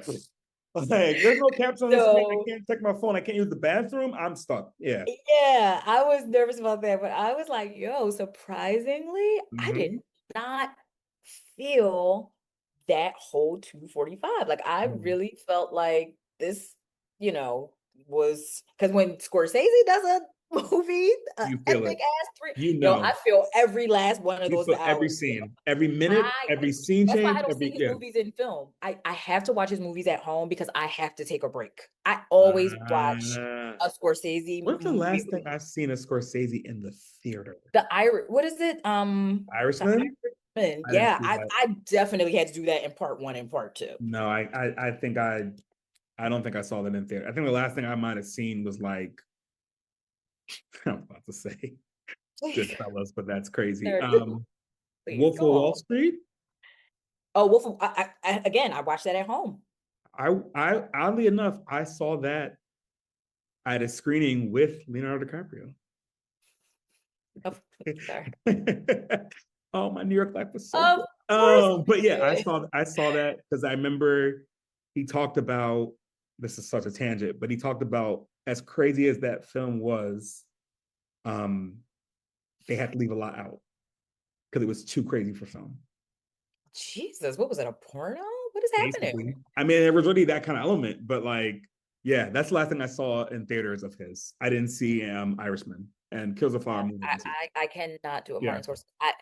If you went through that man's catalog and ran some stuff off, I might be able to hit one, but I know it is not anything in the last 10 years where every time I look at how long his movies are, I'll be like, I'll wait because I need to take a pause at the 1.5 mark. Sir, please edit. No, his stuff's good. So you can't no, be all the way it's mad who at he is. it, It's gonna have a third act, and it's what it is. You got to deal with it. There's not but changing it. It's not gonna be 2 hours. It's not happening. yeah. Yeah. But to that end, Mhm. one battle after another did not feel like it was as long as it was. So Not at I all. did appreciate that. I Not did at all. appreciate Not at all. Okay. Well, all right. So, I that. mean, That's how we're feeling. that's what we're feeling. We like I it. was not, I don't know. People are gonna be like, ugh, we don't get it. I I'm sorry, like I just look at things and sometimes it can be intense. Like I get it. Like when we look at movies about even like, slavery and Sure. like Sure. stuff that's like really, really heavy, Mm-hmm. I might not be able to look at that stuff twice Mm-hmm. because the material is just so heavy Mm-hmm. and it's so emotionally charging. So I get why some people, are triggered by certain images. Like we have to understand that as a people, we are always looking at things through a lens of PTSD. Sure. Just Yeah. who existing in the world that we exist in. Mm-hmm. So I definitely am like aware of the fact that just because I may not be internalizing certain images and having a visceral reaction to them, But what? I gotta let other people at You're this right. point You're right. have I'm like, because when not. the material is heavy. Now, I didn't see anything in this movie where like Tiana, it's not like she was raped. It's not like, you know what I mean? Like she was But maybe doing her maybe thing. people think that. Maybe that's what it is. Maybe because like I'll say this. I wasn't sure what that was. Like I Their don't think it was great. their dynamic is very weird because to this day, I still do not know if she was actually feeling him and Right. like got off on what they were doing, Yeah. or if she was just doing what she needed to do to keep him off her ass because Right. he literally was like some kind of law enforcement. So it's not like Right. he, didn't have the like they actually left that very open for Yes. me in a way that Yes. kind of annoyed me a little bit because Yes. I'm still sitting up here trying to think like, girl, did you Yeah. like him a Did little you bit like? or were you using And him? was that your first time dealing with him when you see him at that like detention center thing when you tell him to get it up and that whole thing? That didn't feel like a first meeting to me. No. They definitely knew each other from somewhere Correct. Right. prior, So or I'm or like, he was on to him. Maybe yeah, she had been. They followed, because they're looking for who their sure. next target is going to be. So I'm Yeah. sure there was some intel and Yeah. you know trying to get a handle on like who these people are Yeah. that they're going to be going after. Yes. So I don't know if that was the dynamic, And it's but hard because Tiana Taylor, like the way that I mean, everything is so like panther sex. Like, you know what I'm saying? yeah, So it's like, it's hard to tell if big she's feline just, energy. yeah, if she, we love it. And we love her, right? Another person that, okay, I got to stop telling the story. Like, I went to her 18th or 21st birthday All right, party. I'm just gonna go because ciao. I think it was her 21st birthday party. I don't remember how old she is now, but I definitely was invited. I gotta find out. She's I still in went, her early 30s, so and yeah, and I'm 60. So I'm trying to think, how old was I? please. Because I remember seeing Drake there and laughing, which I mean, I guess still tracks, and being like, why is the dude from Degrassi here? So I remember what year it was, but I went to a birthday Oh, party. if he was still the dude from He Degrassi was to you, it it was was still, yeah. very I think early. he might So have just had like, it's like maybe right before mixtape Drake. It might have been like 2008, 7. Anyway, that might have been 2006. yeah, it might have been because I moved. It was later than 6. I moved Oh, to New York in 5, 2006. 06. So at any rate, I didn't know who he was. I said he was Wheelchair Jimmy. But yeah, so I feel like that part, I'm still not sure what their dynamic was. Tiana and Sean Penn. And so that's also what kind of threw me off from it all because it's like, were you playing with his emotions? Did you actually like him? Like what was it? So I don't know. I'm like, but that note on the wall would tell me that you didn't like him, that you were playing with Yeah, him like to me, I feel like she was maybe using the power that she had because that man was obsessed. correct. That man was And obsessed. ready to Okay, tell everybody. I'll listen. tell your mother, I'll tell your friends, I'll tell anyone whose heart can comprehend. Like, you know what I'm saying? Like, shout out to Janet and Jimmy Jam and Terry Lewis, because that was the energy. Baby, that man was open, Yeah, okay? yeah. So I think just the kind of woman that she was, this I can't be tamed. I will, use what I have to Mm-hmm. destroy you if I Yeah, have to. sure. Like, is she giving that? Is it a power trip? Right. That's what that note on the door To me, kind of yeah, alluded to. Yeah, yeah. I get that for sure. Like Yeah. well, also she was a character that like no one owns her. I'm not tied Yes, her down to own any of them. child. Her Not my own own baby child. couldn't keep her set. Yeah. So, So you yeah. definitely are not going to be, and also this was fun, but I'm over it. I'm ready to do the next thing, which I mean, I think And that's is the thrill of being with that Sean Penn character is Lockjaw just another like thrill that just is added to her, Yeah. arsenal, because she is definitely like a loose cannon type of character where, Mhm. there's something's a little off. She Yeah. needs the thrill, she needs the crazy of it all. Sure. Sure. So being with somebody like him, she knows Mhm. everything this man is about. Yeah. Had a gun to his head and, Mhm. and freed all of his captives. So you Right. know what he's about. Yeah. So, is that the draw? Is it just this? I'm just so crazy that this turns me on. Just Yeah. this whole taboo situation Mhm. does it for me. So I don't know. I feel like if people focused more on those questions over the Yeah. vernacular. No, I think, yeah, I just don't understand. I don't know what they were expecting. I'd be curious if I cared enough to put myself in the lion's den or the lioness den You to have ask, like, what would be a better set of language that you think would have made it less extra? Because she was extra. I mean, she as a character was extra, whether she was black, white, blue, whatever. Like that was the energy. Like the way she walked into spaces, the way she did, like she was not your average girl. Like, you know what I'm saying? Like, and I just feel like I don't know how else to process it other than that. You know what I'm saying? And I I feel you. wonder sometimes if it was someone else in that role. I don't know who it would have been, but I wonder if it was Taylor Page. I wonder if it was someone who was like a known actress, Mhm. if it would have hit differently.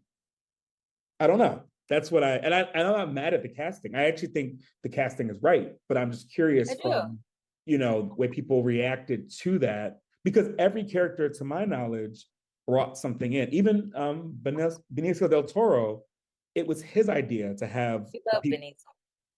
Sure. We do. He's a great Everybody actor. knows Benicio is Bay. Like it's fine. Like Does he's everybody just know one of the that? Okay. ones. Listen, take a poll. You Okay, take a we'll put it poll. in the comments of the pod. We'll put it on Instagram. But He's one of those wolf man characters sure. that just Yeah, got it. shows up. Yeah, got it. Listen, He was ever actually since Usual Suspects. he's great. He's a phenomenal actor. Phenomenal. But apparently it was his idea to add in the folks that detained or the folks hiding in where he worked and where he lived. That was his Okay. idea to add that to the film. So this is what I'm saying. I feel like everybody who was part of this film brought something authentic Collaborative, to the yeah. story. That's the only way it can happen. Otherwise, it's so I don't know what people want. You know what I'm saying? Like, I don't know what they wanted to talk the King's English. Maybe it wasn't enough. Maybe they wanted her to be a Spelman grad that It has to be Margot Robbie. Like Margot Robbie is crazy. it had to be ScarJo. Like it had to be. Listen, Listen, it's very, like I said, it's very difficult for a lot of people to process the image of mm-hmm. Black woman Yeah, and white man, especially when it's like super lusty the way that it mm-hmm. was in that movie. But I will Yeah. say, without the dynamic, at least between the Tiana Taylor character and Sean Penn's character, like you literally don't have a film if you don't have that element Right. there. That's the So whole point. That's what that's literally the move. that's the That's film. it. And I don't Yeah. know what I don't know. Anyway, I can't. I'll just It's get the annoyed. messenger, bro. It's the Yeah, messenger. it's a Listen, messenger. It's a that messenger. movie needed to be done by Anton Fuqua, and we wouldn't be having this Oh yeah, if conversation. this was Steve McQueen Yeah, yeah. or Mara or what's it? Shoot, what's the name? It's right there. Did Moonlight. Oh my gosh. Oh my gosh, this is bad. This is bad. I have to be better. Barry, that's half of it. Barry Jenkins. Thank you. Thank you. Thank you. Yeah. If Barry Jenkins did this, but then look, let people tell it. I had people upset about that film. Oh, I know. Oh, yeah. No, yeah. But not even the, the queer of it all, because that's a whole other conversation. But Mahershala Ali's character. Oh, I've only heard people be mad at the queer part. No, I mean that's always going to be the case. But like Mahershala Ali, not always, hopefully, but like that's going to be. Yeah, can we? Yeah, hopefully we. I'm like, but like Mahershala Ali, they were like, oh, why was he a drug dealer? What's up with this negative imagery? I was like, did you feel this way about The Wire, New Jack City? Oh no, I've only seen people praising his No, character. people, I saw people being like, why did Wow. this is so bad? Like, why are we uplifting? But I know that's not real. But this is what I'm saying. Like, because to me, when you call out stuff like that, it means like you don't like this film because either it bothered you or you don't understand it or it felt too real. And so because of that, now you have to kind of like go after it. But it's not a real. And when we have that kind of critique, Mm-hmm. whose gaze are we pinning that against? Because as a person of color who knows that Black drug dealers exist or Black queer people exist or whatever, like if we're looking for portrayals of us, Yes. we don't want to be pigeonholed Correct. by certain Correct. images of us. Yeah. But let's not be weird and act like we don't know that these people exist. Or they're not our or friends that or our these cousins or characters. our fathers or and that's the part because like I'll say about like Moonlight, which I know a lot of people wouldn't see, and I get it. Like, sure, do your thing. But like I thought that those beginning scenes, the stuff with, I mean, okay. All right, now we're opening a can of worms. So let me try to contain it because I have feedback on Moonlight and it has nothing to do with these characters. One particular actor / actress that I felt like was a miscast, but we'll get there another day. Ooh, I mean, okay. Ooh, Ooh, we okay. can do it now. We can do it I now. mean, I'll do just we need a drop it. Moonlight I'll episode? just- Because I feel like probably. we're packing so many I mean, things. I'll just drop it and then we'll go back to the point I was on to make. So for me, the miscast was the mother, Oh, okay. Naomi Harris. Yeah, That accent. I can I'm agree like, with why are you talking like a slave? This is yeah. But so what I really enjoyed about Moonlight for many reasons, but like the particular scene where, well, first of all, I think it's important to acknowledge that the way that Mahershala Ali's character looked out for this young guy. Mm-hmm. Now, Which is what everybody that I like, the stuff that I was Yeah. saying was coming from that. That's and he did not have to. Right. And the conversation he has at the dinner table with him and Janelle Monáe and that whole thing, and like the idea that like certain areas or certain spaces that are quote unquote bad or whatever, the acceptance that happens when you're just yourself and understand, like to me, that film is so layered that if you're looking at just gay, straight, or whatever, you're missing the point. Yes. I think we as a people who are consuming images of people who look like us and stories that are surrounded by images of people that look like us, as we're processing that, we have to add some depth to what it is that we are looking at. We have to add some depth. Like, I understand that our existence as a people is politics, right? The whole reason why we are here is a political thing. We're the only group of people on this planet that can say that, right? Like, we are people that were created literally out of a situation, out of a political situation. So I understand that is always going to be, on the foundation of everything that we do. But if we're ever going to reach the heights creatively that we're trying to get to, I think we have to learn to divorce ourselves from the emotion a little bit. Just like we gotta start doing that a little bit, because if you don't, you're not giving us the space to be layered, nuanced, complex characters on film. Like, you can't have it both ways. You have to be accepting of you can't be bitching every 5 minutes about us not being a monolith and then be pissed off every time you see a different version of us on Yeah. film. Like Yeah. those two things don't go together. Yeah. You gotta pick one. Like either you want to see us or you don't. And if And you want to see us, you have to understand that whoever is telling our story, Mhm. it's them telling the story. It's Right. not our story as a whole, and Right. it doesn't have to be. Yeah. It's not an It's encyclopedia. It's okay. not a book. Yes. It's not fact. It's just a It's story. not, it's all fiction. It's all fiction. And I think unfortunately, the other issue is that like we don't understand that like film and TV, but particularly film and film that wins Oscars and gets the award thing, it's complex character, flawed people. It is not the best representation. That you got to do in your communities. That you got to do at home. That you got to like, you know what I'm saying? Like that you got to deal with in your own life. The Right. mess, like when you see the films that win have won across from decades, whatever, it's flawed characters. Have you Yeah, seen if you have the occasional outlier with like, The Sound of Music or like some Sure. random shit will It's a pop in musical every now and always, again. just so we're clear. Right. A musical is always going to come in and monkey wrench that. Or But yeah, other than that, a musical and or a biopic, and because they kind of like cherry pick the story they want to tell yeah. there. But generally speaking, the films from your American Beauties to your whatever the case may be, Sound of Water, whatever the case may be, like it's going to be a flawed, insane movies like Room, movies like Yes. what's the one? Shoot. There's one like right on top of my like something I can't remember, but like there's so many films that have one. The one that we loved, with the dog that should have got the Oscar. Oh my God. Oh, was it like The Fall or Yeah, Anatomy of a Fall. Anatomy of a Fall? Yeah. Flawed characters.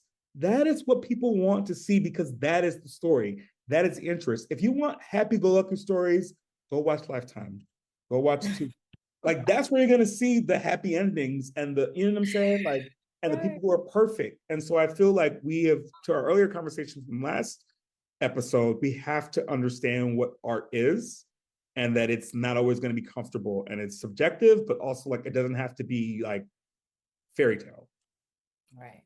Because low-key fairy tales at the core of them were dark. Little Mermaid, dark. Snow White, dark. Lion King, dark. Every mythology like story and all the things that are built from that come from pure chaos. Do you know what I'm saying? But we are not allowed to be. It's the darkest story ever. Yeah. So, We're not allowed to tell dark stories when it comes to. I just feel like what we carry historically and what we've been through And I is get just it. so hard. Yeah, that's what I'm saying. I get it because it get is so hard after your image has been portrayed so crazily by people who have absolutely no idea what your life is like, what you've experienced. They're just giving straight bullshit and slapping your face on it. Yeah. I get it. But if we're ever going to move away from that, we have to start making space for, you know what I mean, just certain things, or don't watch the shit. Like, go, Also, don't watch it. There's also everything needs a think piece. Everything doesn't need because guess what? Like the real things to be upset about are not on screen. Hello. They're not on screen. Like they're happening in real life. They're happening in your government. They're happening in your schools. It's At not your job, in your family, and you know. it. But that, I mean, that has to make you look this way. Nobody wants to do that. So like, like. Listen. N-word? Nah. N-word? Yeah. All right. We'll take a little break here. And then we'll close out this episode, which I'm sorry, this episode's gonna be like 4 hours long. We're now a Scorsese film, but it's fine.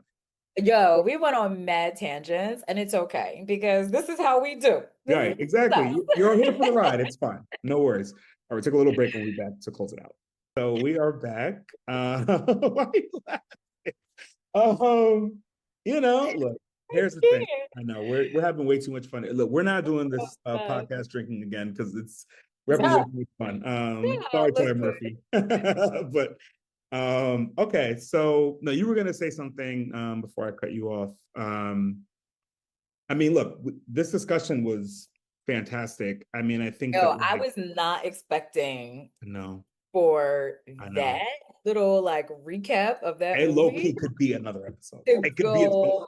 It might be a part, like a part Look, do we two. need a part two? I We feel might like need a part two we need because to break this I down. guess I had way more thoughts about this film than I thought I Then did. initially, and look, we had the post movie did. recap. Sure.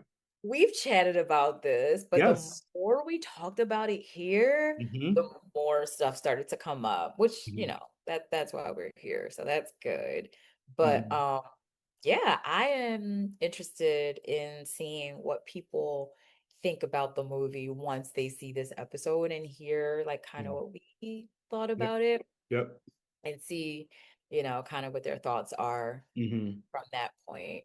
Yeah. But I do know like a few people who were just like, ugh, I can't. This is so horrible. Like some of the reactions Horrible? I was getting, I thought when I was like, God, what am I walking into? Like No. this is gonna be crazy. But again, you know, everybody's filtering everything through the lens of their own experiences, as I always say. Yeah. And I am truly blessed in a sense that I just grew up with a very strong sense of self. Yeah. And there's not too much that can really like shake that for me. Like you can't throw some random ass image of a Black woman and think that I'm supposed to like in turn. I just know how like dope shit really is. So I'm never at a loss when it comes to like a good reference. So so let's, you know, keep some things open. I thought it's interesting because I think about like, yeah, I feel like every time I say something, it's opening another can of worms. I'm just gonna say that there are a lot of characters out there Talk people have about it. no problems with, right? Like no one has a problem. Again, it's about the messenger. No one has a problem with Medea or any people in Lies. Medea. No one has a problem with. They have a problem with Tyler Perry, but no one's been like, oh, Medea is a terrible representation of Black women or like our Black I representation. feel like that conversation has been had. No, I don't think so. I think people have an issue with Tyler's films and TV shows, but when it comes to that, no. When it comes to, and then not even, I feel like the new TV shows, because you think about like Meet the Browns, all that stuff like that, people find that funny. They're not like, oh wait, you know what I'm saying? Like what happened? Like blah blah blah. Like again, it's about the messenger, it's about the character, because like people be extra across the board. Like I don't know. I feel like I don't know. I mean, I haven't seen people have talked about Divorce in the Black and Beauty in the Black and like all the Queen's Men and all that kind of stuff for sure. But like no one's offended. No one's like, oh my God, how dare this person? They're like, Yeah, this they're not internalizing those images and saying this is a horror. You're this is what I'm right. saying. Yeah, like whether or not you think it's good or not, is fine. Yeah, like, that's if you're like Tiana Taylor can't act, different that's a conversation. fair. That's if you feel that way, cool. If you feel like, oh, this is not believable conversation, I'm with that. But like, oh my gosh, how dare they be this extra for a woman named Jungle Rhymes with Pussy? That's nuts to me. But okay. Right, No, cool. I feel you. You're right. That's what I'm saying.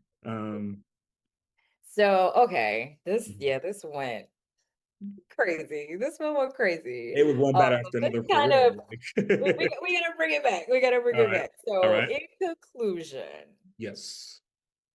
I'll ask what was we're jumping back to girlfriends. I'm jumping back to Okay. girlfriends. Yep. Because that's where we started. Yes. What's your favorite girlfriends episode? Woof. True to me, I don't have a favorite. I don't believe in favorites. That's right. Favorite as a one. You hate rankings. I I forgot. hate rankings. I hate lists. I hate one gotta go. What's your tops that like But I can tell you when the that episode is on, you're showing up? There's a few of them. The Hypocrisy, the episode where it's season 1, It's the episode where Joan is dating old boy who was also on Passion. Shout out to that show that you tried to shade many moons ago.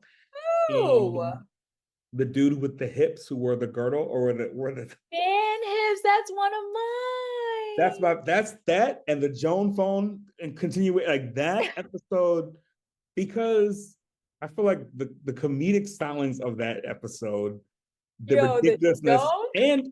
and the fact that like that they took some risk there with that episode with the subject matter, but also like when they flash to him and he has on the Jason mask, but he has on the like tweed, very cinched in like Dior, Chanel kind of like that's insane.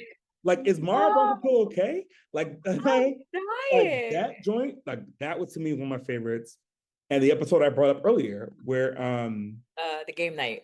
the game night one, that one is one of my favorites. I think it's so good. It's the perfect back and forth of like conversation between men and women and like all that stuff.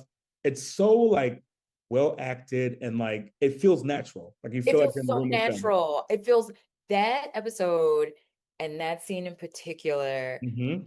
I have had that night so many Yeah, times. we talked That about it. Yeah, company, yeah. like we all get together, we're Mhm. drinking, we're talking about just like all of the things. So yeah, I do love that And episode. I'll say this, and this is kind of wild given what I said earlier at the beginning of this episode. The pilot. The pilot's one of my favorite episodes. Not the one where we got No, not the pilot with those not other. weird Lynn. You're talking Now about the actual actual like all the pilot, girls are toe there. sucking So which Charles, one is and like wait, which one is that? Refresh that's me. toe sucking. That's Joan's birthday when she lies and says she's still 26, but she's 29, and that's when you find out Tony is dating Charles, toe The sucking dude that Charles. yes. Okay, And yeah. like they That's a have good that thing, and that's stinking up the joint, and like she yeah, comes out of her dress for some reason. Like it's got all of these Okay, yeah. So like that is the pilot. that's the Jeez. pilot, and that's the Okay, episode I watch once a month. yeah. Wow. So like I think, I mean, there's a lot, but those two or three, I think like the pilot, the hypocrisy, the game night one. Trying to think if there's any others that I really. Oh, and the episode where they go to LA. They go to LA and Maya? and somebody from Coach No, they like went to that. New York. They went Yeah, to when New they go. York. Sorry, you're right. New York, right? Yeah, They they live went in to LA. New York Yeah, for yeah, Maya's book yes, signing. Yeah, I yes. forgot about that, but that's a good one. That's one of my Yeah. favorites. Yeah. So When I think she kept dragging them for being coach. Oh my and God, I pulled love that it. like curtain, like all that, like Yeah. yeah. Well, I call my mom Maya Right. for that reason Yes. because Yeah, Coach is Miss not our Ma'am thing. is not Yeah. getting on a plane unless it's first class, honey. And We love that for her. We love that for her. I want to. the questions about what goes on in economy are nuts. I'm like, okay, now Lady, relax. we're doing that in economy, girl. No, that's Okay, it. Maya. Right. No, that's funny. That's hilarious. Well, yours. Okay. Or what's your? Do you have more than one? Because I know. Oh, I I do. Yeah, I yeah, do. I yeah. do. So my first one is ooh, wait, because I just thought of another one. Okay. Okay. First one is Tony's and this kind of spans a couple of episodes, but Tony's wedding when Joan cannot Oof. I'm handle happy for my friend Tony. yes I'm happy. Oh yeah. Woof. her and Yeah. Ellis and the whole thing of like The worst. God. just don't get me started. Let me find out girlfriends needs apart too. Right. Yeah, so the whole like Well, we'll do an episode of like the worst partners, and it'll be across shows. oh So my God. yeah. Yeah. It'll be Ellis, it'll be Berger, it'll be everyone William dated, etc. Yeah. So yeah. What's your worst dating moment for William? Because mine is when he was pursuing Jill Scott. I hated that whole thing. Oh, that was bad. I mean, they were all bad, except for Monica. It was Jill Scott, and then Yvonne was pretty bad. Yeah, the Yvonne wore me out. The Yeah. Ivana dog wore me out for Yeah. sure. William was meant to be with Monica, and that's just that on that. Okay, so yes, that episode I love as far Mhm. as Joan losing it over Tony getting married. Yeah. And then I also love the episodes where Maya starts cheating with that crazy dude With Stan. Stan? Oh yeah. And then he had the audacity to start showing up Oh, after she that was wanted to be class. done That with him. was Chef's kiss. When he Oh, showed up, it was playing video games with Darnell. and Darnell, when yeah. he started singing "You Light Up My Life," remember when he started singing? Oh my God. I feel It's like funny because that actor who played that role. So this is so random. There's a please don't tell me film. you had brunch with that man because No, I'm no, I never had brunch with a man. I had drinks with the Last Dragon, but not brunch with that man. I did, yeah. That's another story for another day. But the dude who played Stan was also the dude in Living Single, who played the dude who lost all that weight that like Regine was pressed. Yeah. Yes. And he was in this film called Breaking Out. Called Flash Forward, that was like produced by like Sidney Poitier, about these dancers slash singers that like moved from Ohio to New York to like pursue this career and like Oh, dance. I don't know Oh yeah, this. no, it's like a cult classic, But deep cut. Michael DiLorenzo that's from right. New York New York Undercover's in it, of Undercover, course, as yeah. a dancer, and Of like course, because it's that's what he does. That's his yeah. background for So real. that dude that played Stan was a singer and a dancer. He was the lead singer and dancer in this like dance troupe slash. Wow, Yeah, I feel yeah, like yeah. I've So I remember never. him from that. But yeah, anyway. So yes. But when you bring him up with Regine, that's what she ended up with. Is that right? That's who ended up, I think that is who ended up actually proposing to Regine, and her ushering off the show is being with Yes. him That's probably because right. he owned some company, Yes. right? And Yep. she had to do that party for him. Yes. Mhm. And that's when she jumped in front of somebody, like spilled their Yes. wine, and It she was jumped in Max. front of Speaking it. of Mooch, yeah. Max went for No, Max we put went the for the big- last thing, and so then she knocked it over and she jumped in front. And Yes, that's who she ended up with. speaking of Wow. episodes, that's one of my favorite Living Single episodes. Also true. Yeah, for sure. With I agree. Queen Latifah singing "Hello, Dolly." Like Yeah, yeah. that show wasn't serious. Okay, sorry, derailed. Go ahead. Yes. So like, why would she sing that? Why would she sing "Hello, It's Dolly"? so hard to say hello, Dolly. That's so funny. I don't even know what we were No, oh, we're talking the about your favorite favorite episodes. So girlfriends you said for episode. sure the one Yeah, with so the Tony's Maya. wedding, Maya's stalker, Mm-hmm. and then the one where Joan thinks she's an it girl and goes to that Oh, I hate party. that episode. Oh, that I hate that episode. It's too depressing. I can't watch people play themselves. That's one thing I can't do. Yeah, oh, like in real life and also on like, but that is like, and the car fell down a joint and oh, then but she she couldn't. missed. Oh my God. No, the worst was when Wayne Brady told her she wasn't even that cute. Okay. He read her for blood and left that lady stranded. Brandon. Okay. I said, Joan, honey, yo, those episodes That when episode, I Joan was, can't. oh my, that, She thought she yo, was that that girl. got so good. That was so good. The progression of that character Mm-hmm. from lawyer, super type A, all Yeah. of the things. And then she starts winning and starts really smelling herself Mm-hmm. and had to be humbled. And then the friendship dynamic Yes.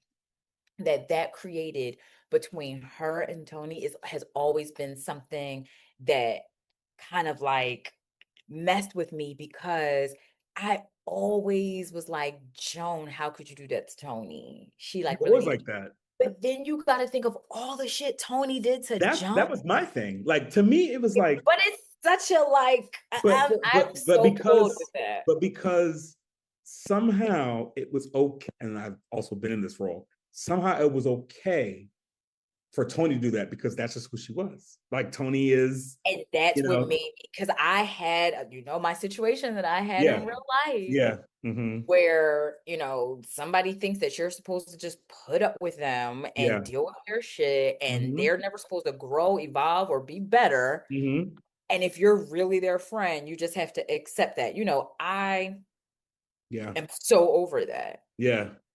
But at that point, Mm-hmm. I feel like Tony had actually changed into that Agreed. better person. Yeah, her being a mother and all that Her becoming stuff. a mom, the way she was. Remember when her Maya started getting really close and Yeah. bonding and hanging out more? She was so sweet to Maya.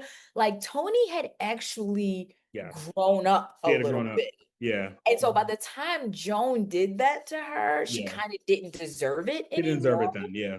And Yeah. that's what it was so hard for me to kind of be like, Joan, how dare you? Like, you really, But it was really, the really one time.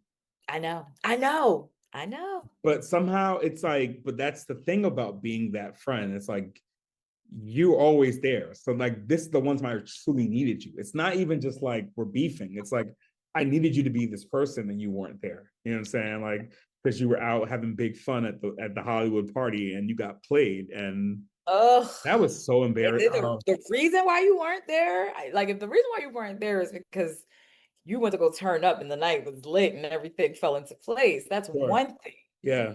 But you went somewhere to look crazy Yeah. Everyone was not interested in and you not at show up all. for me. Oh, Yeah. that And then was we when never that saw her show got again. real. Yeah, that show got real. That's why I was Now annoyed that she left after that because it was listen, like, I will never accept Tony not being on that show. no. But the way that she departed was kind of dope because it Mhm. really did give you Mhm. her storyline Yeah. in a neat kind of way. She didn't Mhm. just disappear and we don't hear Right. from her anymore. She Like didn't go upstairs and Judy never saw Winslow. her It again. wasn't the Judy Winslow of it all. Like they gave Yo, the they way gave they us a did little bit our of closure. yeah, and it makes sense. Oh yeah, she would go to New York and try to make it work with her Yeah, son's I'm gonna father. move. I already don't mess with this bitch anymore. Yeah, So I'm just gonna go closer to the father of yeah, my child, and we're gonna be cordial co-parents. So yeah. it made sense. Mm-hmm. And her being in New York made sense. It wasn't like she moved to like Walla Walla, Washington, or someplace that Tony would never be. So we get Right. it. She didn't go back to She didn't go back Fresno. to Fresno. Right. Right. Exactly. Yeah. So being in New York, being closer to her baby daddy, like we get all of that. So I Mm-hmm. appreciate how they did it. That's some And good the writing. Oh storyline my leading God. up to the end of that friendship was so good. It Yeah. wasn't like that was the natural Yeah. progression falling out of And that like friendship. exactly and like Maya and Lynn meeting with both of them, but you can't meet with them But you because I've been right. there where it's like Yeah. you have a person no one rocks with in the middle, but you don't want to let you with them, so you got to try to figure it like Yep. So her yeah, writing was there, yeah. the star she did her thing. Yeah. So those are my episodes. I mean, and Okay. of course there's plenty more where Sure. they're just like they're my favorites because like I do love man hibs. I love the Cinco de Mayo when they're It's holiday time, yeah. Cinco de Mayo was holiday time and like Jill having to tell William, you are in love with Joan Carroll Clayton, and I need you to accept this. Even though I hate that that was kind of like the beginning of them trying to force their I relationship didn't on. need the Joe Scott character at all. That could have stayed on there. I know it I was so thought that was random. so random. It was so random. Like, I did and not enjoy that. the only reason why I say it worked is because William is so random that Yeah. I could see him actually, like, I could see his character But just for him to be this so like pressed to look for love that Republican kind of guy, I feel like who he dated did not line up to that set for Monica. didn't. So, But that's the randomness of it all. That is like what sure. happens when people are so Right, I just pressed. want to be with someone. Yeah, exactly. Let me And just William try really it with did really anybody. want love. He did. He was determined to have a partner. William wanted to be booed up. Yeah. William wanted to be booed up. And that's what all of his decisions stemmed from, right? Yeah. His Yeah. situation with Bond, his situation with trying to go after Joan, his Yeah. situation with Bill Scott's character. Like it really, and even Mhm. how he played in Monica's face, Yeah. crazy. But that was where he Did needed he to play be. her Like face? I'm like, I don't know if I'm nodding with that. William was trash when it came to relationships. When you really think about it, he was crazy in relationships, but very on par for his character, who Yeah.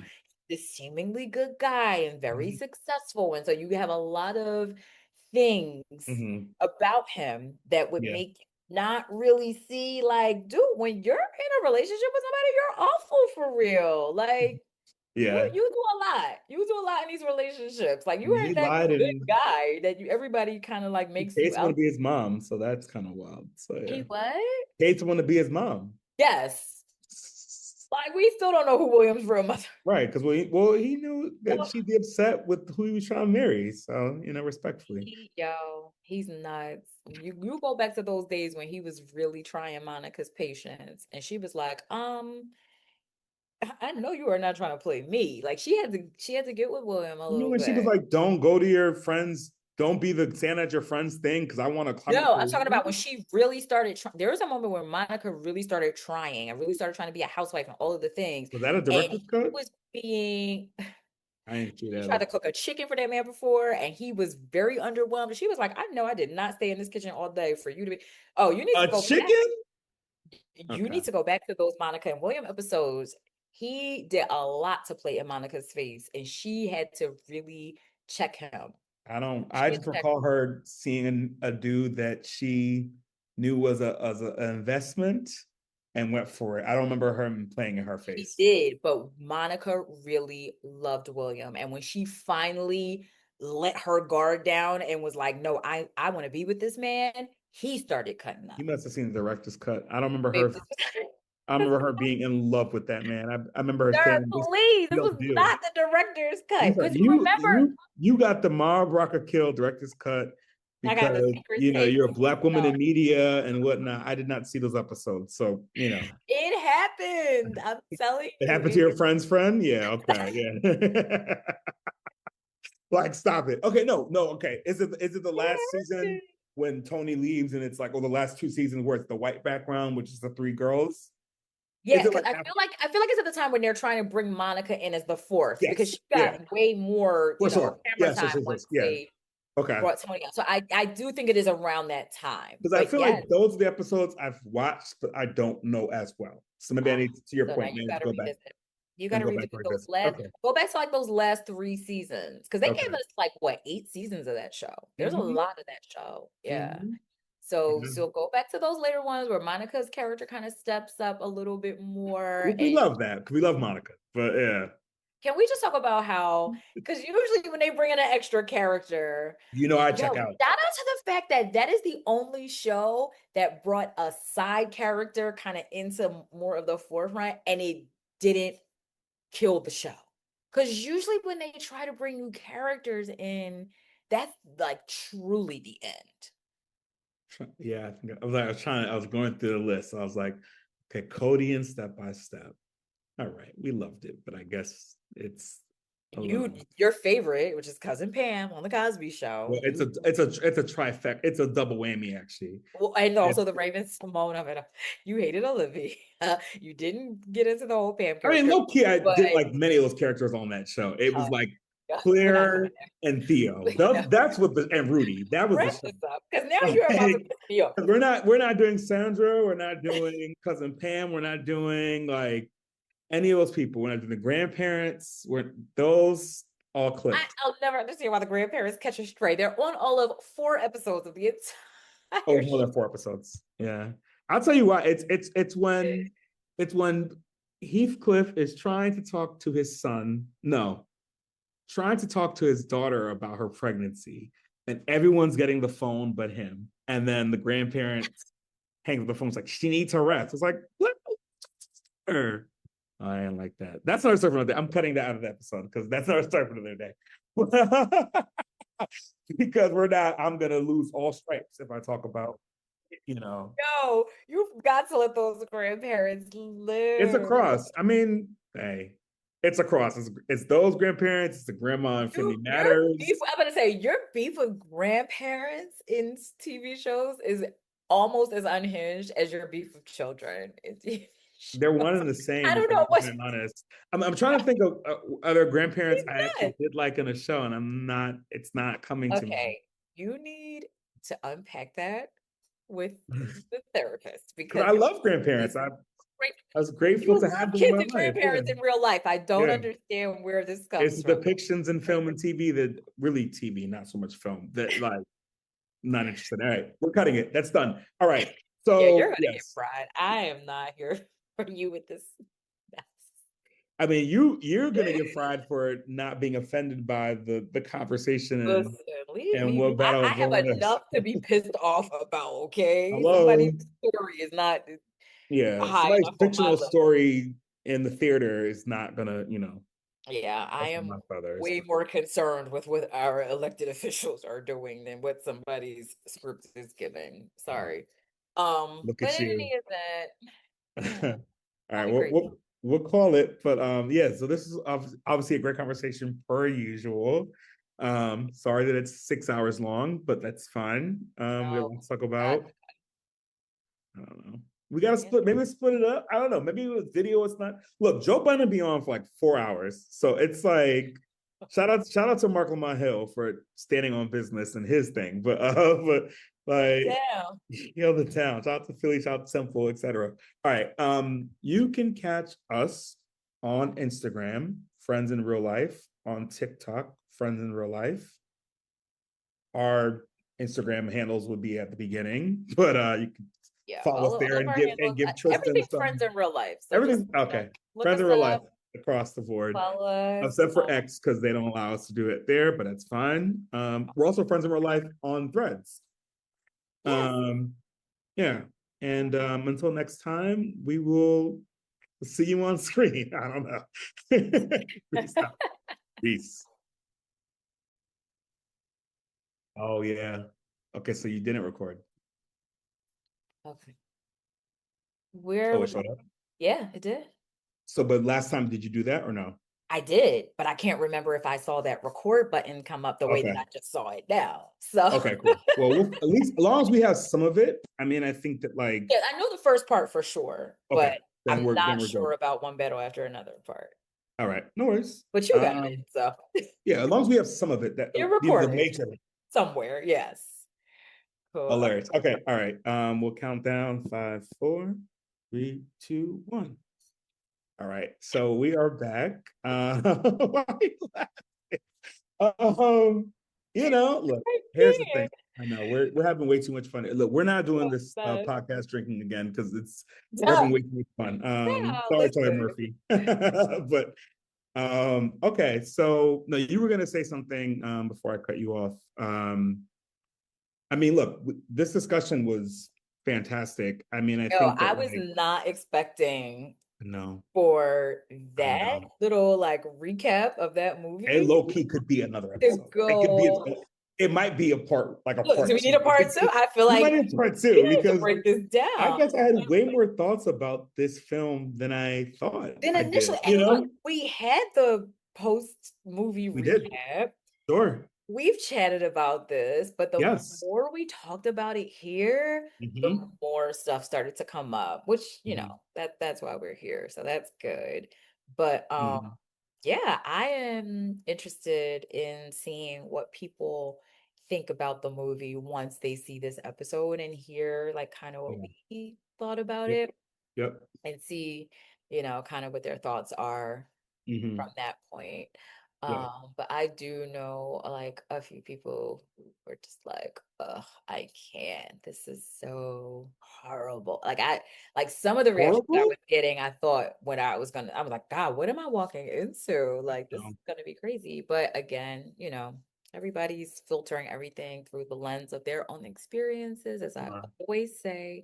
Yeah. And I am truly blessed in a sense that I just grew up with a very strong sense of self. Yeah. And there's not too much that can really like shake that for me. Like you can't throw some random ass image of a Black woman and think that I'm supposed to like in turn. I just know how like dope shit really is. So I'm never at a loss when it comes to like a good reference. So so let's, keep some things open. I thought it's interesting because I think about like, yeah, I feel like every time I say something, it's opening another can of worms. I'm just gonna say that there are a lot of characters out Talk there about people have it. no problems with, right? Like no one has a problem. Again, it's about the messenger. No one has a problem with Medea or any people Lies. in the Medea has a problem with. They have a problem with Tyler Perry, but no one's been like, oh, Medea is a terrible representation of Black women or Black I feel like that representation. conversation's been had. No, I don't think so. I think people have an issue with Tyler's films and TV shows, but when it comes to that, no. When it comes to, and then not even, I feel like the new TV shows, because you think about like Meet the Browns, all that stuff like that, people find that funny. They're not like, oh wait, you know what I'm saying? Like what happened? Like blah blah blah. Like again, it's about the messenger, it's about the character. Because like people be extra across the board. Like I don't know. I feel like I don't know. I mean, I haven't seen people have talked about Divorce in the Black and Beauty in the Black and like All the Queen's Men and all that kind of stuff for sure. But like no one's offended. No one's like, oh my God, how dare this person? They're Yeah, they're like, not internalizing those images and saying this is a horror. You're this is right. what I'm saying. Yeah, like whether or not you think it's good or not is Yeah, fine. that's a If you're like Tiana Taylor can't act, different conversation. Yeah. that's if you feel that way, cool. If you feel like, oh, this is not believable conversation, I'm with that. But like, oh my gosh, how dare they be this extra for a woman named Jungle Rhymes with Pussy? That's nuts to me. But okay. No, I feel you. You're right. That's what I'm saying. So okay, this went crazy. This one went crazy. It was one But bad let's after kind for of real. we gotta bring it back. We gotta bring it All back. right. So All right. in conclusion, Yes. I'll ask, what was we're jumping back to girlfriends. I'm jumping back to girlfriends. Okay. Yep. Because that's where we started. Yes. What's your favorite girlfriends episode? Woof. True to me, I don't have a favorite. I don't believe in favorites. That's right. Favorite as a one. You hate rankings. I forgot. I hate rankings. I hate lists. I hate one gotta go. What's your tops that like But I can tell when you that the episode is on, you're showing up? There's a few of them. The Hypocrisy, the episode where it's season 1. It's the episode where Joan is dating old boy who was also on Passion. Shout out to that show that you tried to shade many moons ago. Oh, And the dude with the hips who wore the girdle or were the fan hips. That's one of mine. that's that and the Joan phone and continue like that episode, because I feel like the comedic stylings of that episode, the ridiculousness and the fact that like that they took some risks there with that episode with the subject matter, but also like when they flash to him and he has on the Jason mask, but he has on like tweed, very cinched in like Dior, Chanel kind of like that's insane. Like, is Mara Brock Akil okay? Like that joint, like that was to me one of my favorites. And the episode I brought up earlier, where the game night. The game night one. That one is one of my favorites. I think it's so good. It's the perfect back and forth of like conversation between men and women and like all that stuff. It's so like well acted and like it feels natural. Like, it feels like so natural. It feels that episode and that scene in particular. Mm-hmm. I have had that night so many times. Yeah, we talked about it. Yeah, company, like we all get together, we're drinking, we're talking about just like all of the things. So yeah, I do love that episode. And I'll say this, and this is kind of wild given what I said earlier in the beginning of this episode, the pilot. The pilot's one of my favorite episodes. Not the one where we got no, not the pilot with those other weird Lynn. You're talking about the actual natural like, pilot. All the girls are there. Toe sucking Charles. So which one is wait, which one is that? Refresh me. That's toe sucking. That's Joan's birthday when she lies and says she's still 26, but she's 29. And that's when you find out Tony is dating Charles. The dude, yes. Okay, yeah. And like they have that thing, and that's staking up the joint, and like she comes out of her dress for some reason. Like it's got so that is the pilot. Jeez. That's the pilot, and that's the episode I watch once a month. Wow. So like I mean there's a lot, but those 2 or 3, I think like the pilot, the Hypocrisy, the game night one, trying to think if there's any others that I really. Oh, and the episode where they go to LA. They go to LA For Maya? and somebody from No, they Coach went to like New that. York. They went to Yeah, New York. sorry, you're right. New York, Yeah, right? they They went go to to New LA. York Yeah, for yeah, yeah. Maya's book signing. Yes, Yeah, I forgot yes. about that, but that's a good one. Yeah. That's one of my favorites. When Yeah. So I think she kept dragging them for being coach, oh my God, and I love pulled it. that like curtain, like all that, Yeah. like Well, yeah, I that's call my mom Maya for right. that reason because Yes. Yeah, Miss Coach is not Ma'am a is fan. not getting on a Yeah. plane unless it's first class, honey. And with We love that for her. We love that for her. the I aspire. questions about what goes on in economy are nuts. I'm like, okay, now Lady, relax. you really do that in economy, girl. No, Okay, that's it. Maya. Right. No, that's funny. That's hilarious.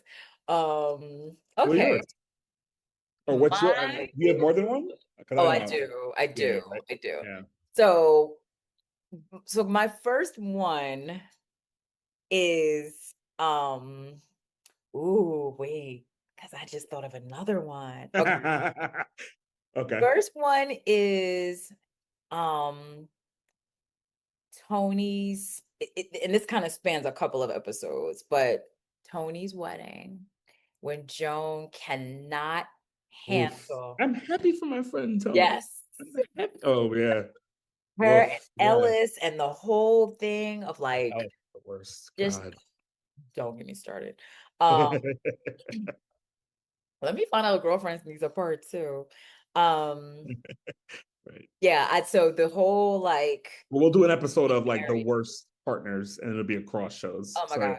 Ugh, yeah. yeah. It'll be Ellis, it'll be Berger, it'll be everyone William dated, Every- etc. Yeah. So yeah. what's your worst dating moment for William? Because mine is when he was pursuing Jill Scott. I hated that whole Oh, thing. that was bad. I mean, they were all bad, except for Monica. It was Jill Scott, and then Yvonne was pretty bad. Yeah, the Yvonne wore me out. The Yvonne Yeah. girl wore me out for sure. Yeah. And William was meant to be with Monica, and that's just that on that. Okay, so yes, that episode I love as far as Joan losing it over Tony getting married. And Yeah. then I also love the episodes where Maya starts cheating with that crazy dude With Stan. Stan? Oh yeah. And then he had the audacity to start showing up Oh, after she wanted that to was be class. done with That him. was Steph's kiss. Oh, When he started with playing video games with Darnell. and when Darnell, he yeah. started singing "You Light Up My Life," remember when he started singing? Oh my God, I feel Well, like it's funny because that actor who played that role. So this is so random. There's please a don't tell me you had film. brunch with that man because I'm No, no, I never had brunch with a man. I had drinks with the Last Dragon, but not brunch with that man. Yeah, that's another story for another day. But the dude who played I Stan can't. was also the dude in Living Single, who played the dude who lost all that weight that like Regine was pressed. Yeah, Yes. and he was in this film called Breaking Out. Called Flash Forward, that was like produced by like Sidney Poitier, about these dancers slash singers that like moved from Ohio to New York to like pursue this career and Oh, like I dance. don't know this. Oh yeah, no, it's like a cult classic, Wait. deep cut. Michael DiLorenzo That's from right. New York Undercover's in it, of course, as a dancer, Of and course, like because that's what he does. That's his background yeah. for real. So that dude that played Stan was a singer and a dancer. He was the lead singer and dancer in this like dance troupe slash. Wow, I feel Yeah, like yeah. So I remember him from that. But yeah, anyway. So yes. But when you bring him up with Regine, that's who she ended up with. Is that right? That's who ended up, I think that is who ended up actually proposing to Regine, and her ushering off the show is being with him. Yes. Because he Definitely right. owned some company, Yes. right? And Yep. she had to do that party for him. Yes. Mhm. And that's when she jumped in front of somebody that spilled their Yes. wine, and she It was jumped Max. in front of it. Speaking of mooch, yeah. Max went Oh, for the last thing, and so then she knocked it over and she jumped in front. And yes, that's who she ended up with. speaking of Wow. episodes, that's one of my favorite Living Single episodes. Also, it's true. Yeah, for sure. I agree. With Queen Latifah singing "Hello, Dolly." Yeah. That show's unserious. Okay, sorry, derailed. Go ahead. Yes. So like why would she sing that? What was she doing with So Dolly? hard to say hello, Dolly. That's so funny. I don't even know what we were No, you're the talking about your favorite favorite girlfriends episode. So you said episode. for sure the one, Yeah, the, so the Tony's Maya. Village, Maya's Stalker, Mhm. and then the one where Joan thinks she's an it girl and goes to that Oh, I party. hate that episode. Oh, that I hate that episode. It's too depressing. I can't watch people play themselves. That's one thing I can't do. oh, Yeah, like, in real life and also on like, but that is like, and the car fell down a joint and oh, when and she then she couldn't, missed. oh my God. No, the worst was when Wayne Brady told her she wasn't even that cute. Okay. He read her for blood and left that lady stranded. Okay. Brandon. I said, Joan, honey. Yo, those episodes when That Joan, episode, I can't. oh my, that, He yo, thought she was that that got girl. so good. That was so good. The progression of that character from Hmm. lawyer, super type A, all of the Yeah. things. And then she starts winning and starts really smelling herself Hmm. and had to be humbled. And then the friendship dynamic Yes.